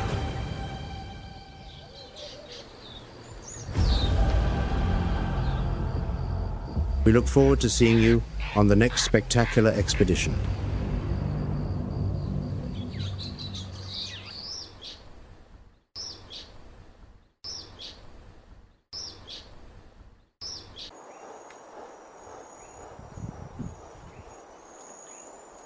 The lioness. Not the magnificent maned male lounging in the shade, the female is the true hunter of the pride. Males defend territory and fend off rivals. Females feed the family.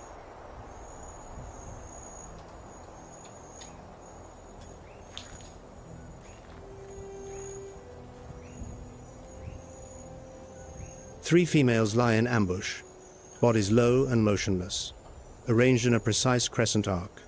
One blocks the forward escape, two sweep the flanks. A coordinated tactic honed over millions of years of evolutionary refinement.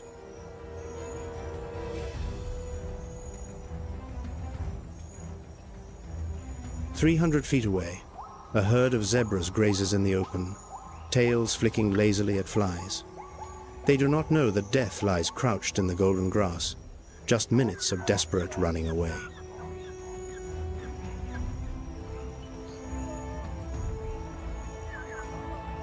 Black and white stripes are not decoration.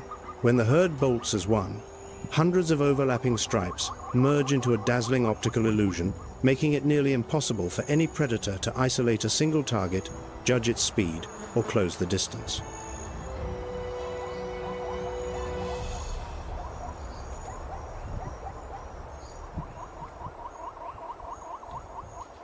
The lead stallion lifts its head, ears rotate, nostrils test the wind. A few tense seconds of silence pass, then it returns to grazing, not yet detected.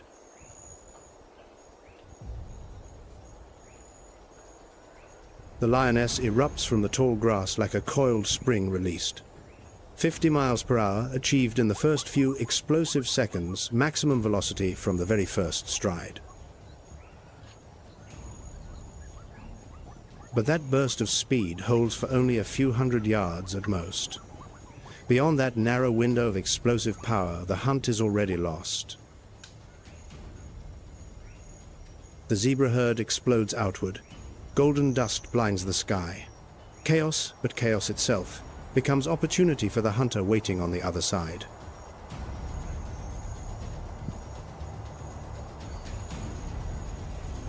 The second female cuts across from the flank.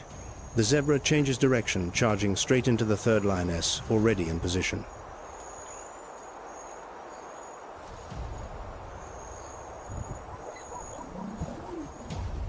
The strike connects. The zebra staggers and falls.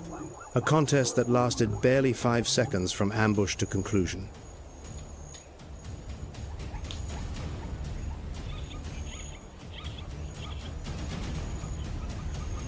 A successful kill, but only 2 out of every 10 hunts on the Serengeti end with a meal. The other 8 end in failure, exhaustion, and hunger, the true arithmetic of predation.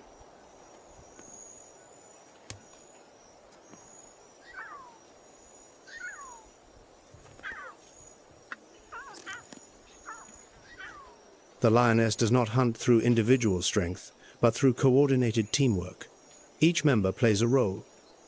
Every position is calculated.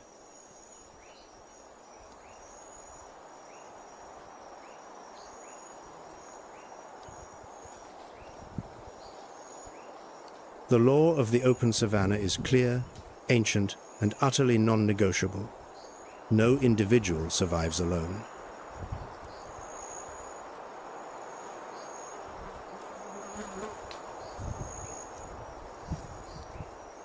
But zebras are not the only species that must run for their lives across the Serengeti plains.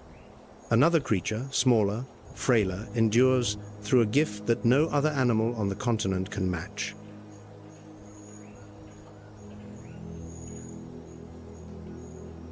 The impala, targeted by nearly every major predator across sub-Saharan Africa. Lions, leopards, wild dogs, spotted hyenas, cheetahs, and even large eagles. Hunted by all of them, yet still thriving in vast numbers.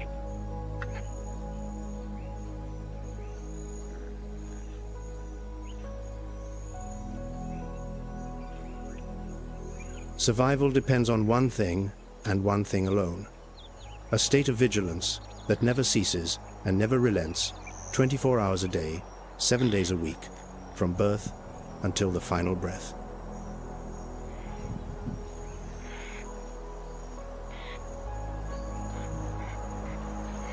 Eyes positioned on either side of the head provide nearly 360 degrees of vision, leaving almost no blind spot. Ears rotate continuously like biological radar, scanning for sound from every direction. When danger draws near, impalas perform a stotting leap, springing vertically 10 feet into the air, all four legs rigid, spine arched, mid-flight, beautiful to the point of surreal.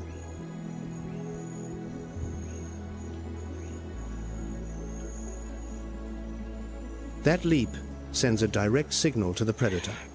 I am strong, I am fast, chasing me is a waste of energy. Choose a weaker target.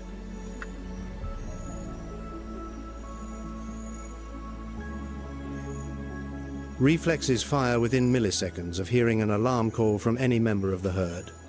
The entire group scatters in every direction, forcing the predator to commit to only one.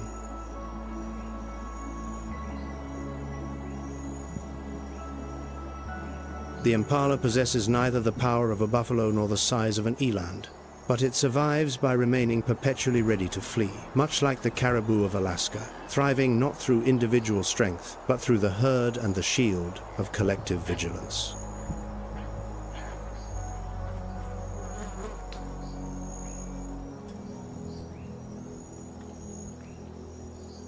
But Africa's most successful predator is not the lion, nor the cheetah, nor the leopard. It is the African wild dog, the painted wolf.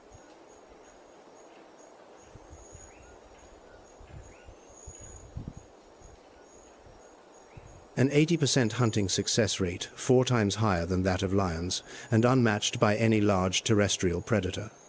A statistic that gives any biologist pause.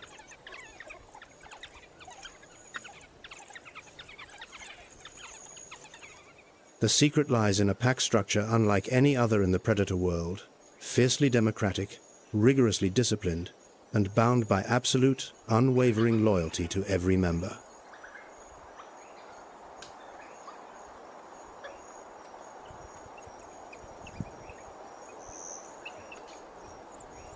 Before every hunt, the pack votes by sneezing. Once enough sneezes are counted, the entire pack moves out. The most primitive democracy on Earth.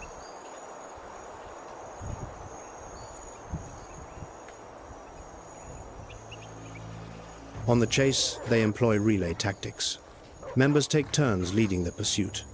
No individual exhausts itself because no single dog bears the full distance.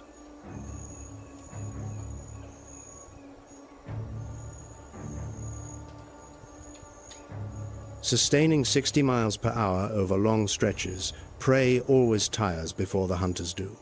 No ambush required, no element of surprise, only superior endurance.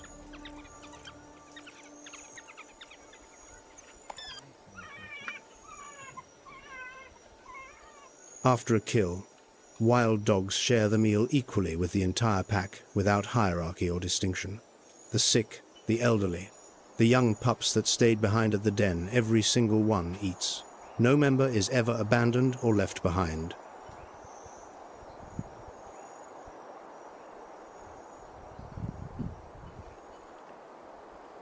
Wolves in Alaska also hunt as a coordinated pack, howl across frozen valleys to locate one another each night, and share every kill with the entire family group. The same fundamental survival principle governs both, but at minus 40 degrees instead of plus 40.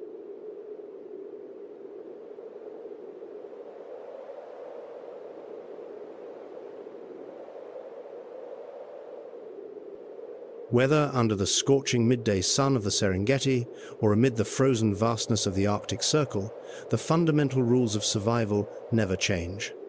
Adapt, cooperate, endure, or vanish forever. There is no third option. But in Alaska, the cold introduces an entirely new dimension of hardship, one that the sun-drenched African savanna never possesses. In this frozen world, the cold does not merely kill the prey, it kills the victor as well.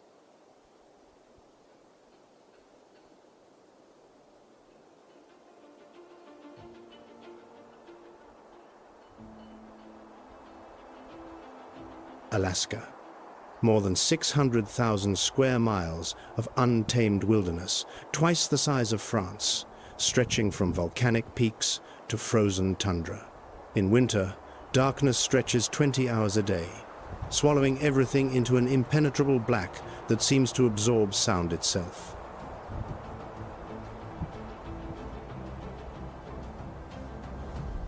Snow piles chest deep on a grown adult.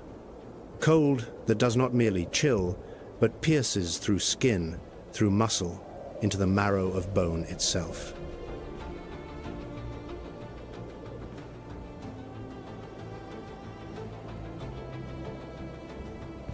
Temperatures plunge to -40 degrees F without wind, and when the wind arrives, the wind chill drops to -76. Cold here is not a threat, it is the law.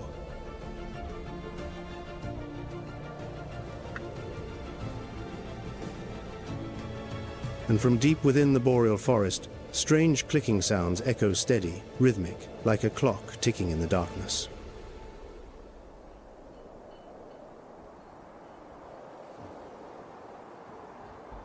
Woodland caribou. Every deliberate footstep produces a distinctive clicking sound, tendons sliding over sesamoid bones deep inside the hoof structure, creating a biological metronome that no other species on Earth possesses.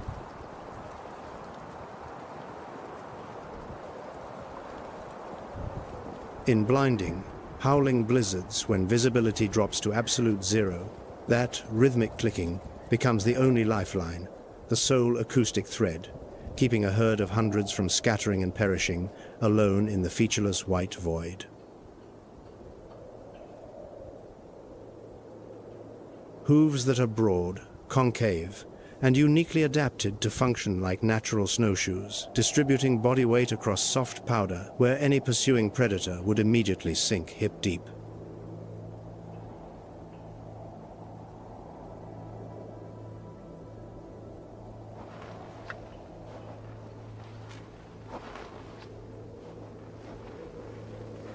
The forces of natural selection have equipped the caribou with every conceivable tool needed to survive the most punishing cold anywhere on the planet.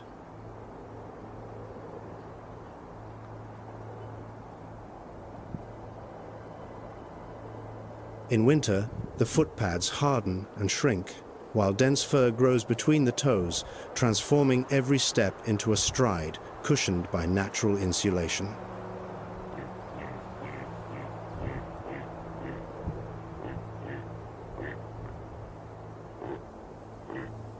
They travel single file through deep snow. The leader breaks trail, each follower stepping precisely into the same tracks, not a fraction off.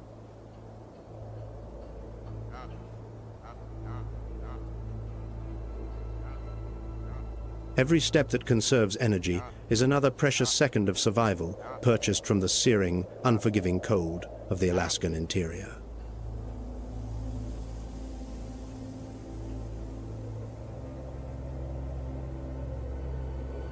When hunger strikes, caribou use their hooves to crater through deep snow, a behavior biologists call cratering to reach Cladonia lichen, virtually the only food source surviving beneath the white blanket.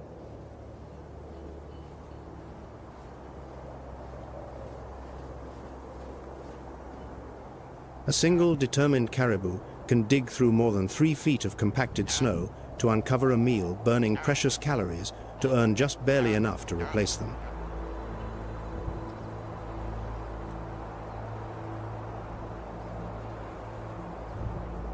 The coat is a masterwork of biological engineering refined across ice ages. Each outer guard hair is entirely hollow, trapping pockets of still air inside to create natural insulation, while simultaneously providing enough buoyancy to keep the animal afloat when swimming across swift spring rivers.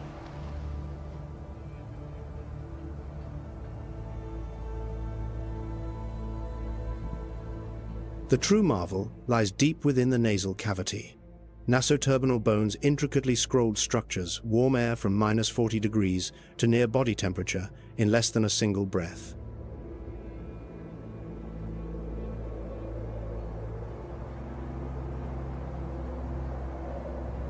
Caribou do not flee the Alaskan winter. They have evolved over millions of years to become an inseparable part of it.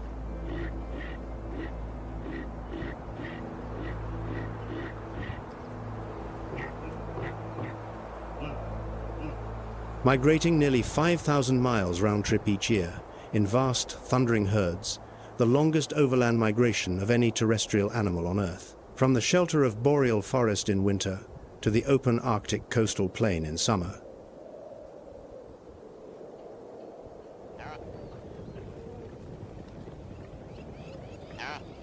That passage is not merely a test of endurance, but a trial of fate. Every river to cross, every ice field to traverse, could be the final one.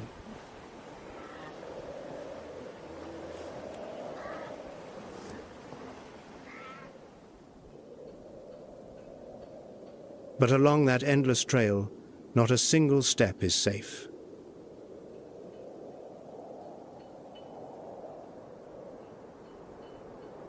In the shadows of the boreal forest, golden eyes have been tracking them for days.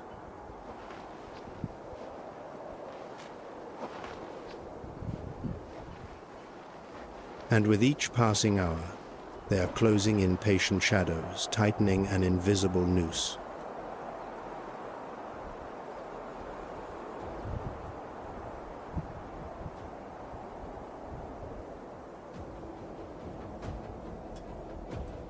Gray wolves, packs averaging 6 to 7 in Alaska, though some reach 12. They follow the caribou for days without striking.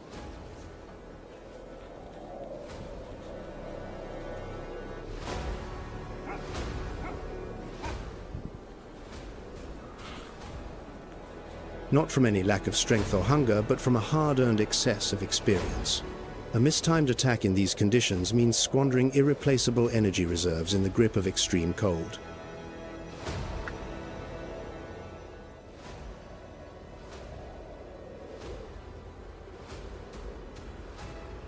The wolf is a coursing predator, a pursuit hunter built for patience over distance.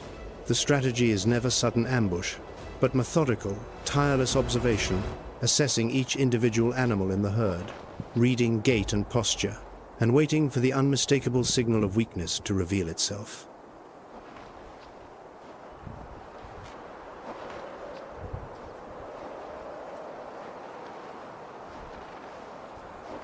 An old animal falling behind the herd. A sick one stumbling. A juvenile straying too far. Those are the true targets. Not the strongest, not the fastest, but the weakest, the slowest, the one already carrying signs of decline.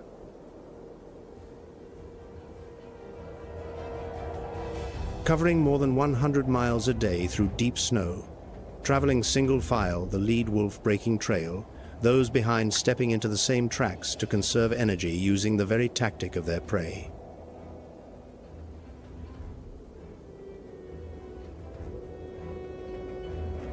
Hunter and hunted share the same survival technique to cross the snow. The cruelest irony of the Alaskan winter, two enemies bound by the same secret of survival.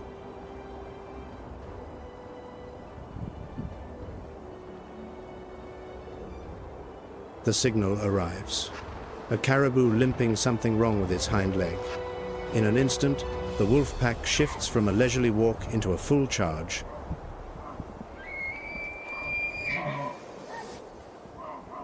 The chase unfolds across deep snow. The wolves drive their quarry off the packed trail the herd has created, where chest-deep powder becomes a death trap for any animal that strays. Most wolf hunts end in failure, only about 10% succeed. 9 times hungry to earn one meal. But today, the caribou collapses into the snow.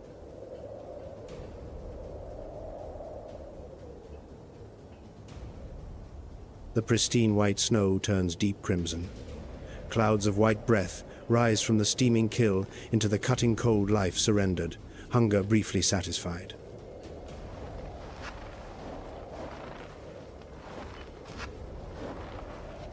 By consistently targeting only the weakest, the injured, and the failing, wolves perform an essential ecological service, keeping caribou populations genetically healthy across countless generations. The predator is not the enemy of the herd, but rather nature's most rigorous and unforgiving inspector.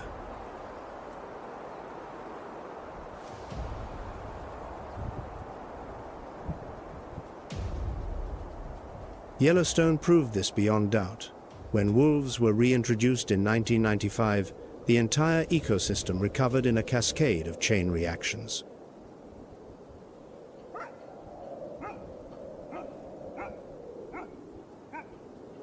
Elk altered their grazing habits and movement patterns under renewed predation pressure. Aspen and willow saplings regrew along exposed riverbanks.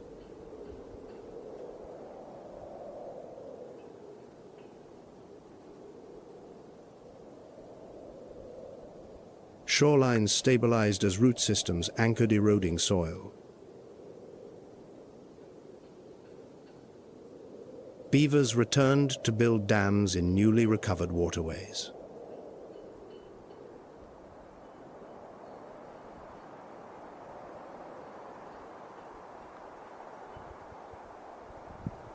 When the pack finishes eating, a howl rises through the night. Carrying more than 10 miles in the still, frozen air of an Arctic night, the loneliest and most haunting sound in the wild.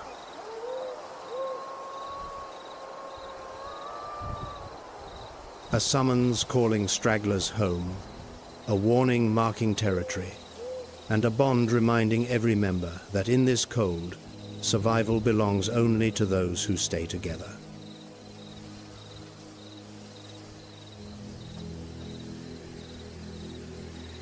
But wolves are not the only hunters active during Alaska's long winter nights. Another stalks in deeper silence, with greater precision and deadlier intent.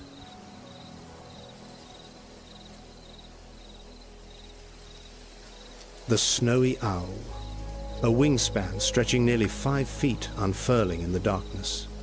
Plumage of pure white melting into snow, flawless camouflage, where everything is blank and white.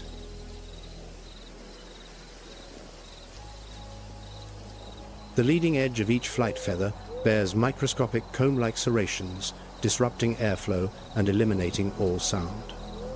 Flight in absolute silence, prey never hears death approaching.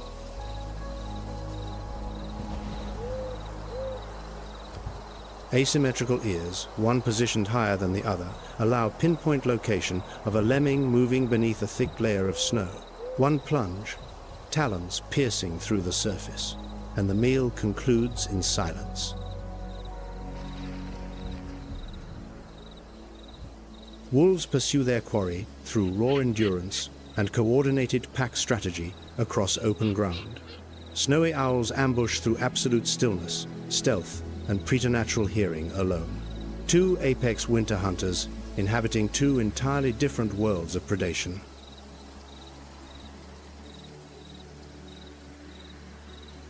When lemmings are abundant, a single female snowy owl may lay up to 11 eggs in a season, an impressive clutch by any raptor standard. When food runs scarce, she may produce no eggs at all.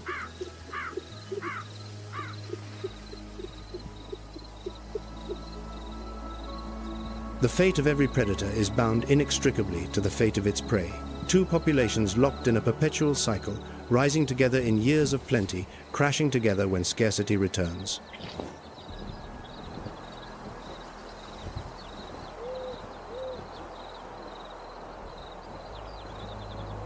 Project Snowstorm revealed that major eruptions typically follow successful breeding seasons, too many young owls competing for territory at once.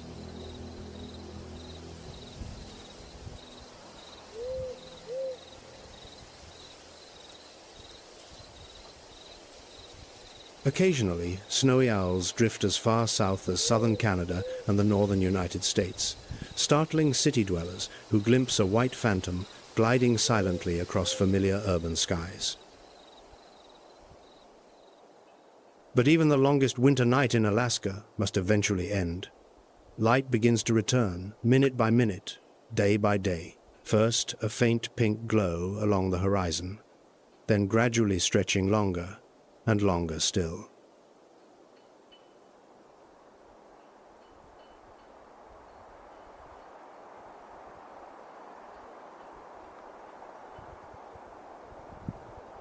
River ice fractures with reports that echo like gunfire.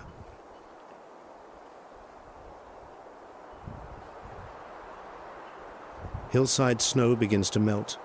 tiny streams trickling downward to merge into creeks.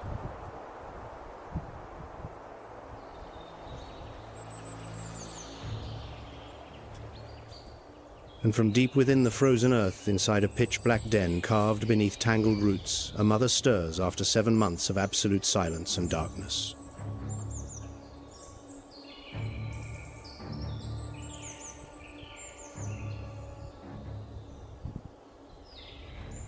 A brown bear mother, 7 months in the den without eating, drinking, or excreting. Her body has lost 40% of its weight, so thin that ribs protrude visibly beneath her fur.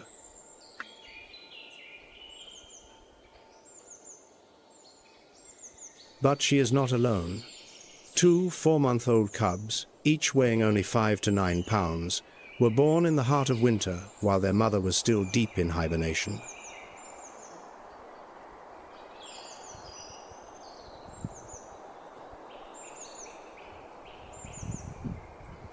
The first moments in sunlight, eyes not yet adjusted to the brightness, legs unsteady on unfamiliar ground. The world outside is overwhelmingly vast.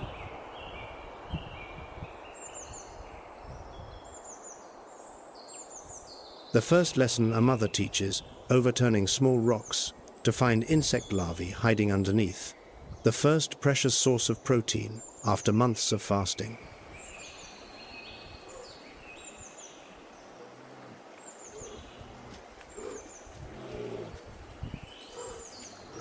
But Alaskan spring conceals a lethal danger that the young cubs cannot see, smell, or comprehend. Adult male brown bears, more than twice the size of the mother, may kill cubs to force the female back into breeding conditions sooner.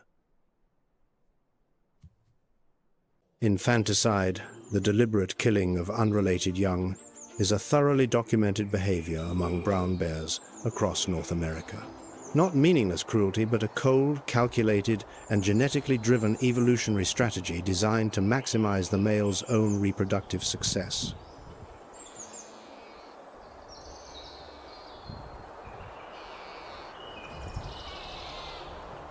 The mother knows this by instinct.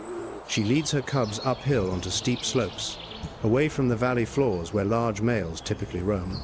Every step higher is a step farther from danger.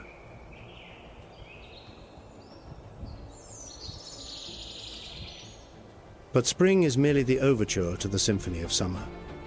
The most remarkable phenomenon in all of Alaska is about to unfold, and it begins far beneath the ocean surface.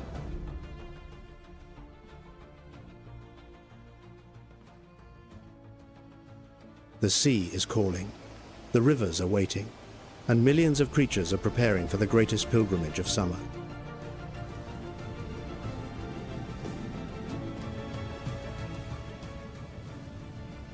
Summer in Alaska arrives like a revelation.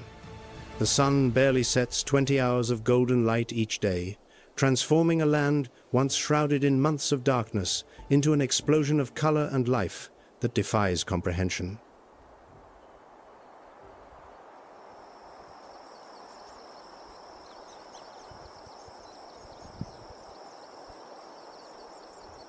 Wildflowers carpet the tundra in waves of purple, yellow, and white. Mosquitoes and midges erupt in astronomical clouds above every marsh and pond.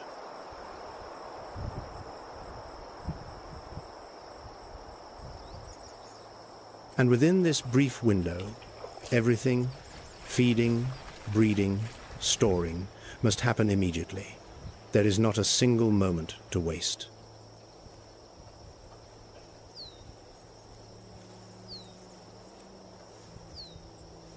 Salmon.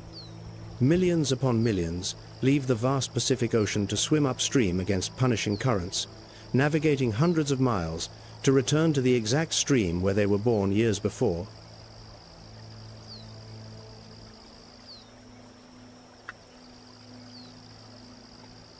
Homing accuracy exceeds 90%, guided by microscopic magnetite crystals embedded in the brain that sense the Earth's magnetic field like an internal compass Combined with an olfactory memory imprinted years earlier with the unique chemical signature of the home stream,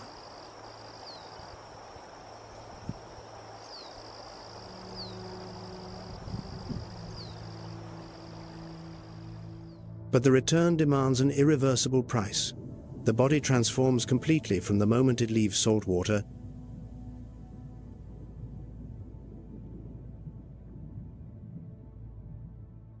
Shimmering silver ocean skin turns blood red. Jaws elongate, growing a hooked protrusion called a kype, a weapon forged for the spawning battles ahead.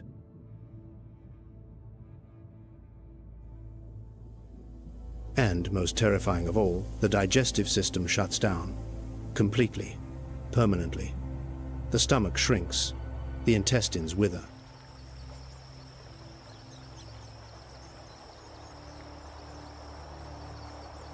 From the moment it leaves the sea, a salmon will never eat again. Every last reserve of energy is channeled toward reproduction.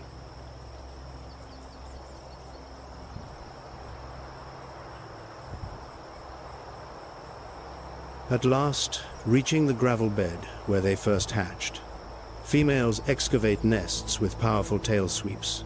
Males fight with hooked kype jaws, sometimes to the death, for the right to fertilize.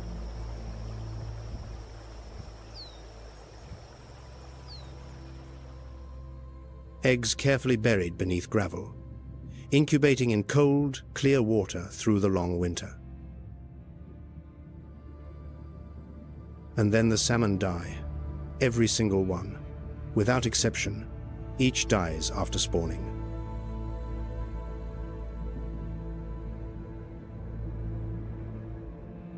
But their death is not an ending, it is the beginning of something far greater.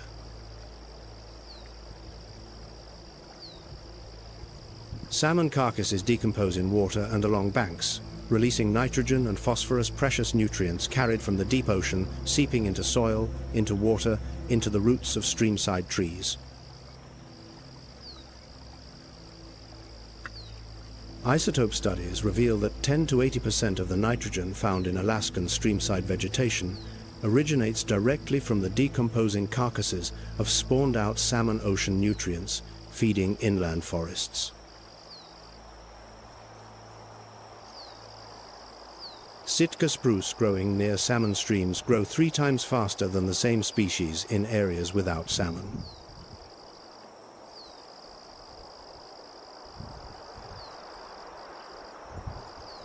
The ocean feeds the river feeds the forest. The forest shelters the streams where the next generation will hatch. Salmon are the bloodstream, connecting every Alaskan ecosystem into a single, breathing, interdependent body.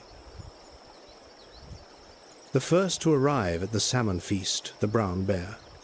The mother bear, from spring thinner now, but both cubs still healthy, reaches the riverbank.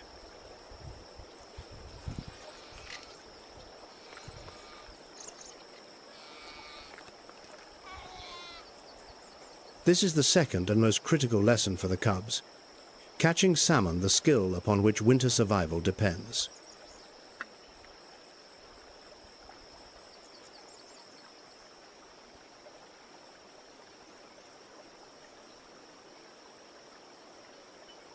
The mother stands in rushing current, 4 legs planted like stone pillars, patiently waiting for a fish to leap above the surface, then snatching it mid-air with her jaws in a fraction of a second with stunning precision.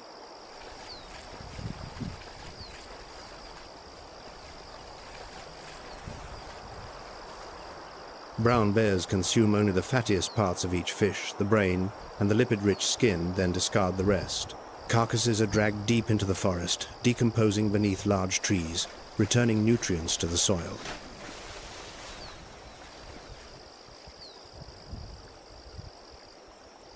Specialized bacteria in the brown bear's gut convert urea into amino acids even during hibernation, maintaining muscle mass through 7 months without food.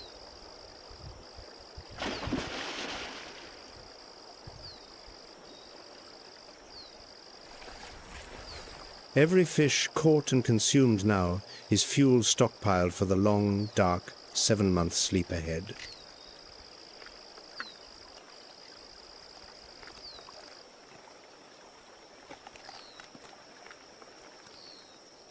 Brown bears are not the only guests at the feast. Bald eagles arrive as well. Along the Chilkat River, 3,000 to 4,000 gather each season, the largest concentration of bald eagles anywhere on Earth.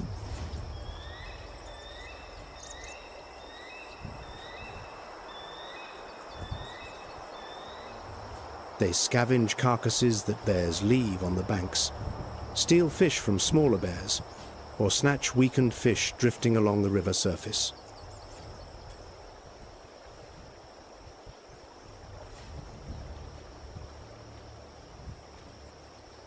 Bears carry fish from the river into the forest, where carcasses decompose hundreds of feet from the bank. Eagles lift remains from the shore to their nests high in spruce canopies.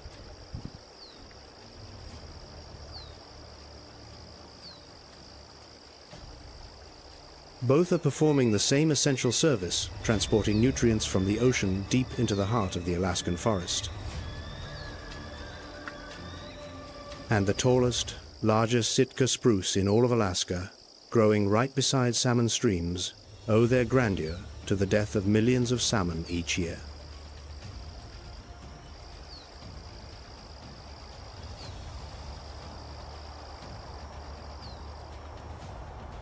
While rivers overflow with summer life, offshore along Alaska's coast, another world operates under its own set of rules.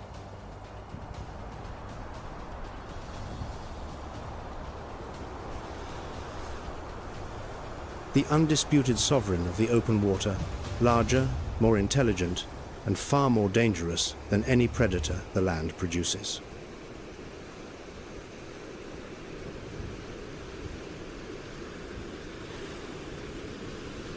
Killer whales. Pods, multi-generational families led by a matriarch over 60 years old, carrying 6 decades of hunting expertise.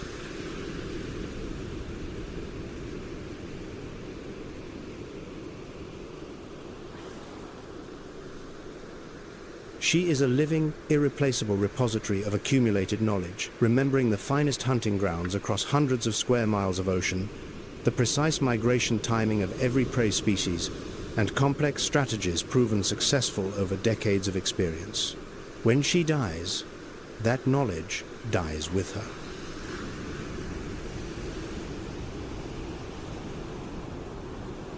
Each pod possesses its own dialect, a unique set of vocalizations passed from mother to offspring across generations. 2 pods, separated by just a few dozen miles, may speak entirely different languages.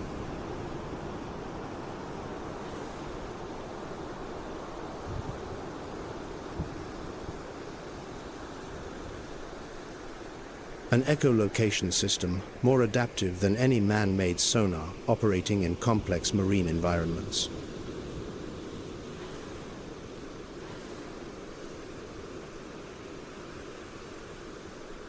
Wave washing, the most formidable tactic, the entire pod swims in synchrony to generate waves that sweep prey off ice floes or rocky outcrops. A technique documented by Pittman and Durbin.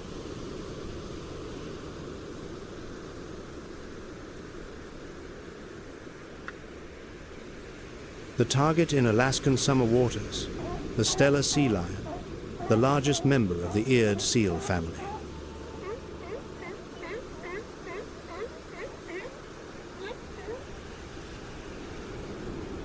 Rookeries, breeding colonies, perch on precarious rocky shorelines. A bull Steller weighing nearly a ton guards a harem of more than 20 females around the clock without rest.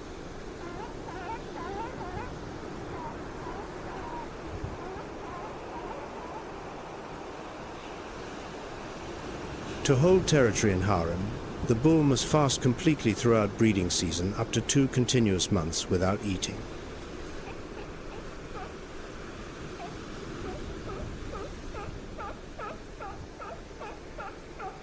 Leaving the rookery to feed even once for even a single hour means losing the entire harem permanently to a waiting rival.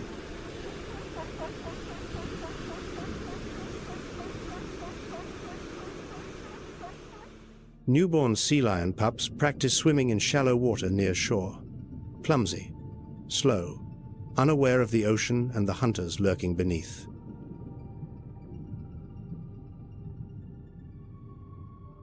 And transient orcas, killer whale groups specializing in marine mammal prey, patrol the waters just off the rookery. The moment a sea lion enters or exits the water is the moment of greatest vulnerability.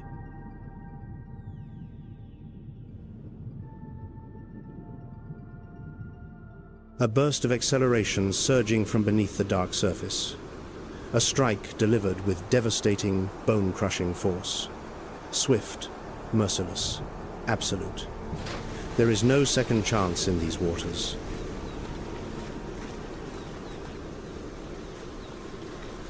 The rivers belong to the brown bear. The sea belongs to the killer whale. Summer in Alaska divides territory with absolute clarity, each body of water governed by its own code.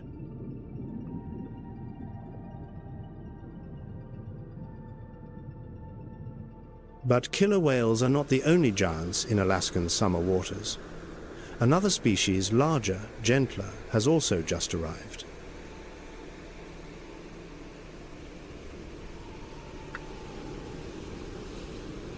The humpback whale.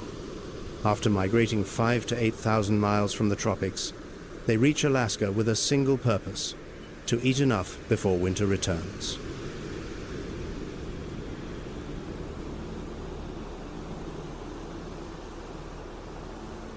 "45 to 56 feet in length, 40 tons in weight, the longest pectoral fins of any whale species, 16 feet. Megaptera great wing."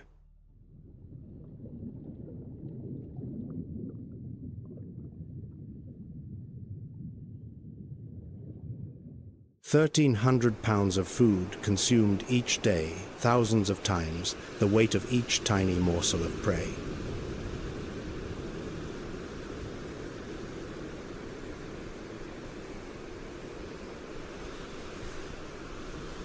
Bubble net feeding, a technique possessed by no other species, swimming in a rising spiral beneath a school of small fish, exhaling bubbles to form a cylindrical net, trapping thousands.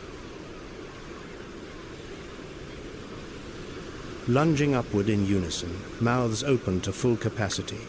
The tongue forces water through baleen plates, hundreds of pounds of fish retained in each gulp.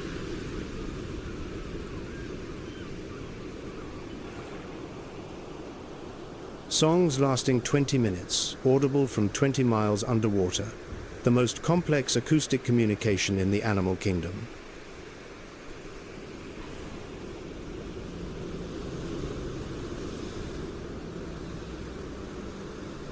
Magnetite in the brain senses magnetic fields, combined with celestial navigation using star positions in the night sky.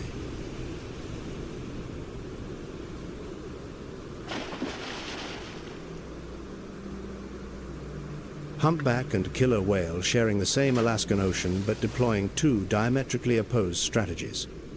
One filters small fish through bubble nets, the other hunts large mammals with coordinated waves.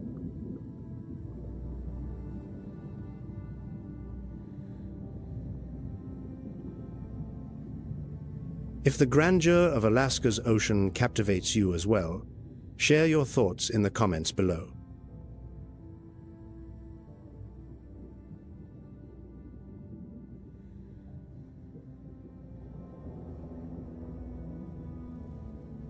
But Alaska's summer is brutally brief.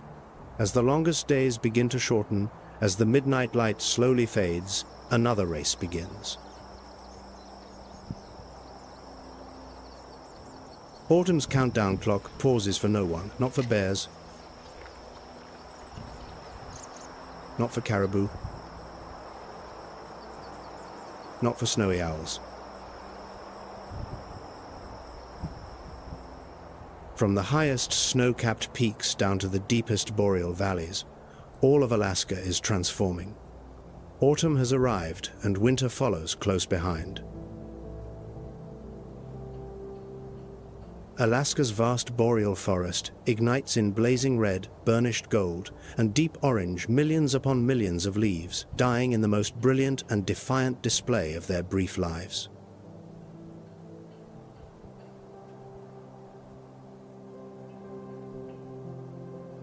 Autumn in Alaska does not arrive gradually. It descends like a verdict without appeal.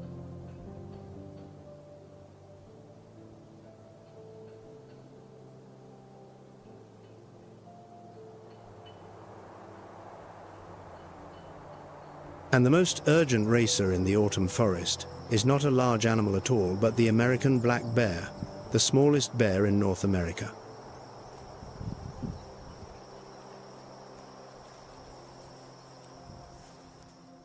Far smaller than the brown bear, adult males weighing only 90 to 270 pounds, the black bear compensates for its lack of size with the agility and cunning of a born opportunist.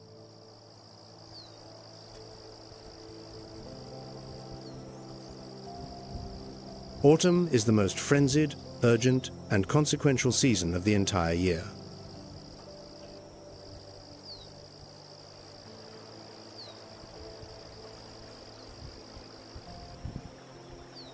They eat continuously for 16 to 20 hours a day, in a state biologists call hyperphagia, a feeding frenzy in preparation for winter.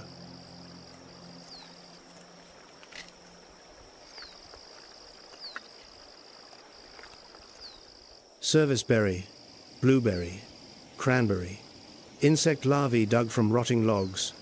Every bush, every decaying timber is a refueling station in the race against winter. The biological clock counts down without pause. Each passing day, daylight shrinks by 2 minutes. Each passing night, the temperature drops, a fraction lower than the one before.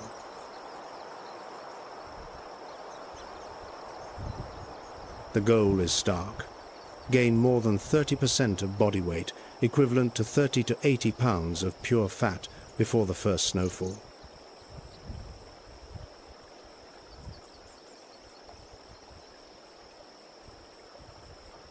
Failing to store enough fat before entering the den means never waking up.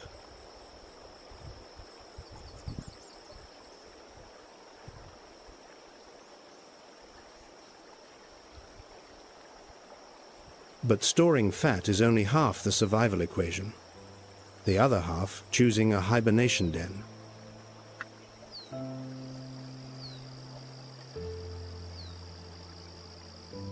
Insulated enough to retain warmth, but ventilated enough to prevent suffocation, the wrong den could be the last decision ever made.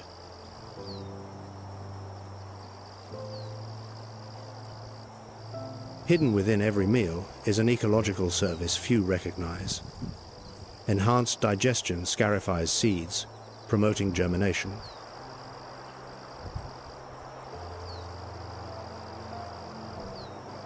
Bear scat becomes fertilizer.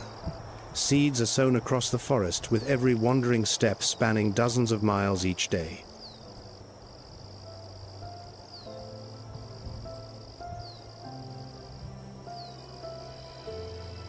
The greatest glutton of autumn turns out to be the most diligent and effective gardener of the entire Alaskan forest.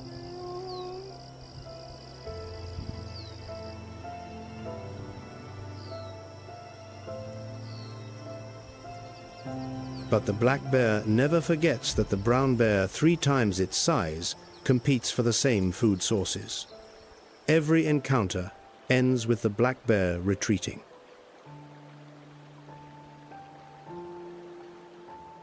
Retreat is not defeat. Black bears eat anything and climb trees, far better the clever small generalist facing off against the specialist of brute force.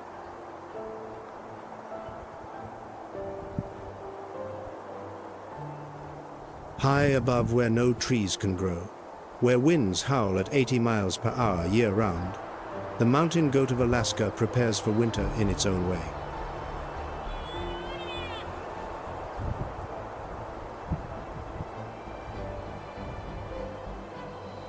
Pristine white fur thickens with each passing day, 2 layers of defense against the extreme cold ahead.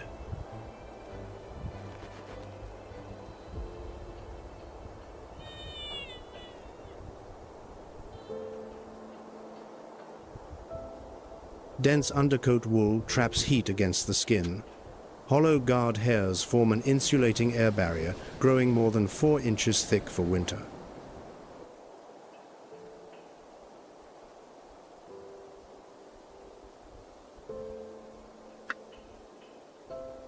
But the true weapon lies in the hooves.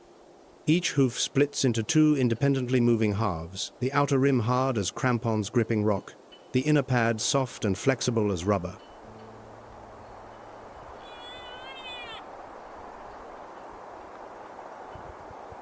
That combination allows them to traverse vertical cliff faces that would leave even the most experienced mountaineer dizzy looking down.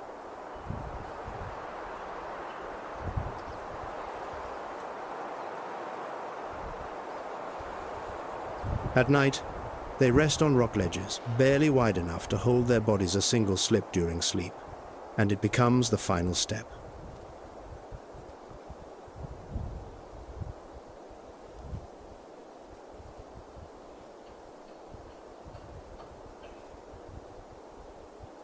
Each spring, the bodies of young mountain goats lie scattered at the base of cliff walls, silent evidence that not everyone passes the mountain's first exam.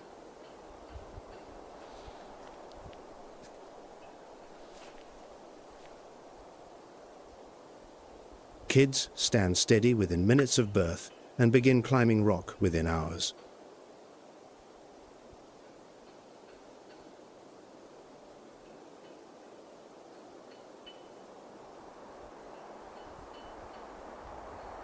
Mountain goats are not permitted a childhood because the cliffs never forgive weakness.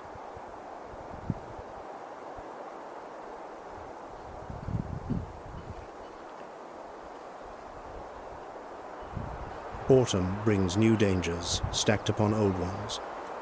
Early season ice coats familiar footholds.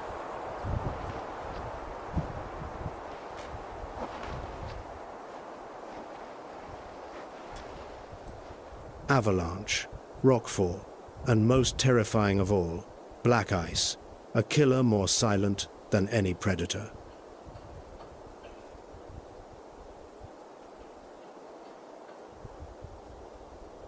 Climate change is rewriting the map of survival.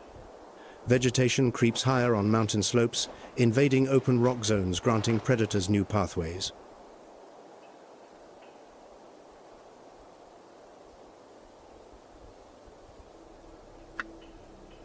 A fortress impregnable for millions of years is slowly opening its gates.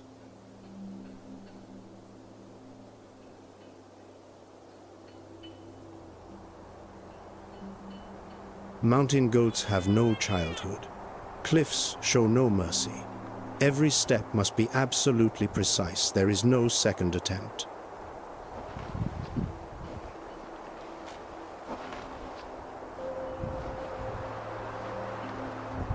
Below in the valleys, the entire Alaskan ecosystem shifts into a state of emergency. Winter has become a reality, advancing steadily closer.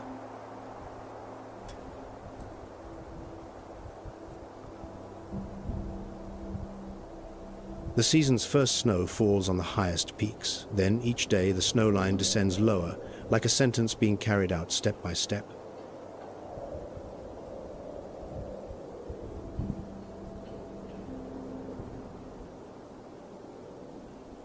Caribou begin massing into large herds, preparing for the long trek back to the boreal forest for winter. Behind them, wolf packs track in silence. The predator-prey cycle restarts.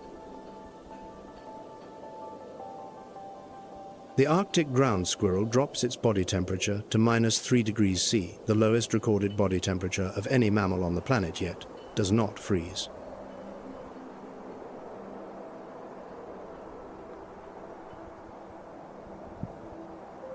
The line between life and death in Alaska is thinner than the ice on an October lake, and just as fragile.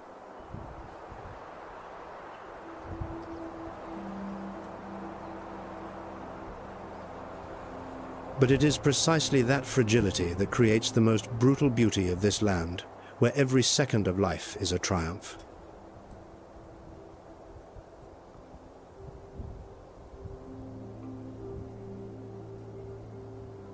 Alaska holds its breath. Every creature has made its preparations. Winter is coming and no force on earth can stop it.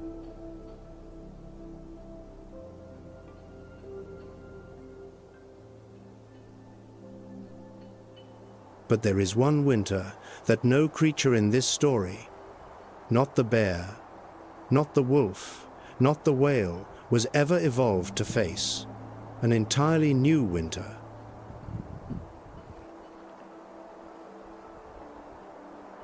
The winter of climate change, a season no ancestor ever endured, no instinct was ever forged to survive, no adaptation has yet been shaped to withstand.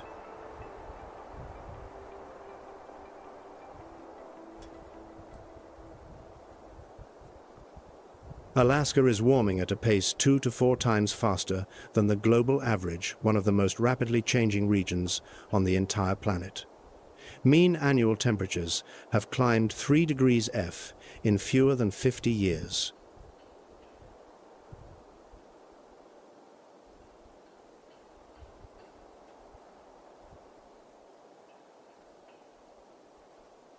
Three degrees sounds insignificant.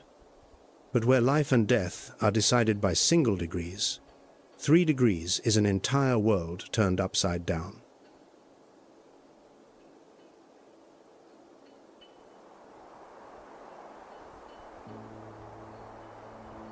Sea ice melts earlier each year and freezes later each season.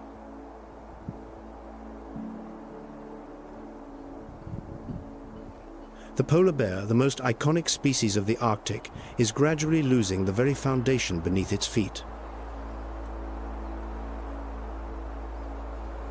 Less ice means less time to hunt seals, less food for mothers, and fewer chances for newborn cubs to survive. A downward spiral deepening with every passing year.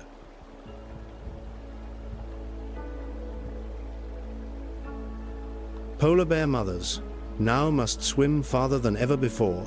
The documented record stands at 687 miles of continuous swimming, over 100 hours without rest, through freezing open ocean swells, an unthinkable ordeal endured just to find a single ice sheet large enough to stand on.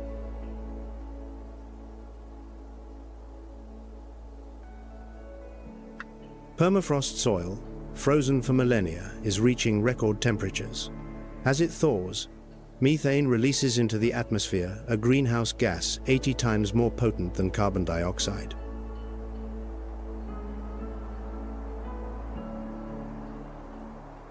Yukon River salmon have declined to record lows. Fewer salmon means fewer nutrients for the forest, less food for brown bears, fewer eagles along the Chilkat.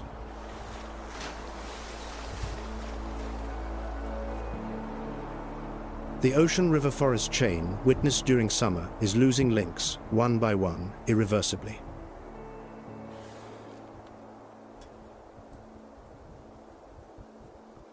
Vegetation climbs higher on mountain slopes, shrinking the mountain goat's kingdom and opening pathways for predators into places they have never reached before. Every species in this story now faces an exam that no ancestor has taken in millions of years of evolution.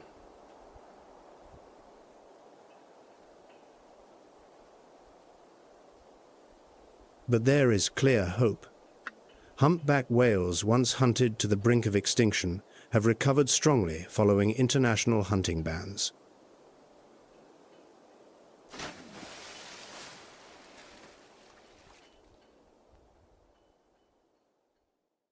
Undeniable proof that conservation works when humanity truly commits.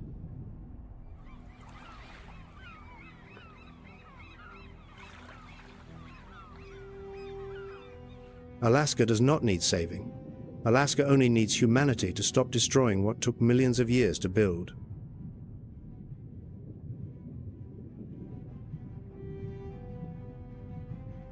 Alaska is not a land of meaningless cruelty.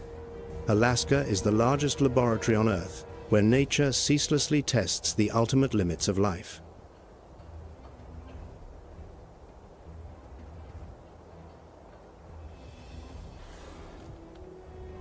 Each season poses a different examination.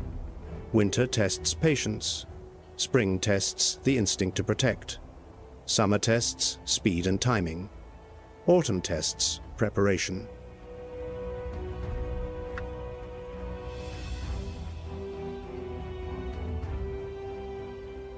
Wolves teach that true strength resides in the pack, not the individual.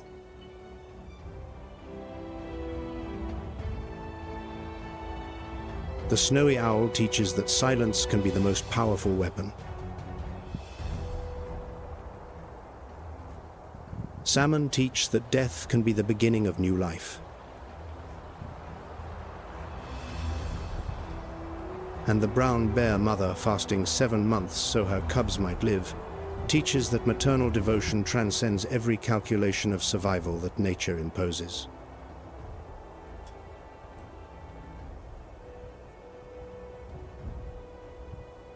Only one question remains. Can these astonishing creatures who have passed millions of tests across millions of years pass the next one?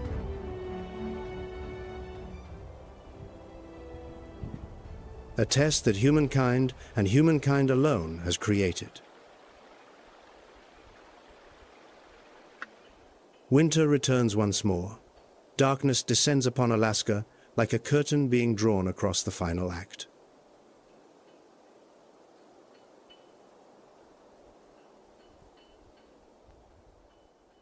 Unbroken cycle of predator and prey, of ice and thaw, never truly ends.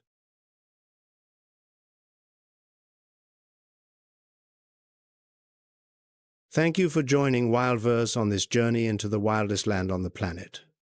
We look forward to seeing you in the next chapter.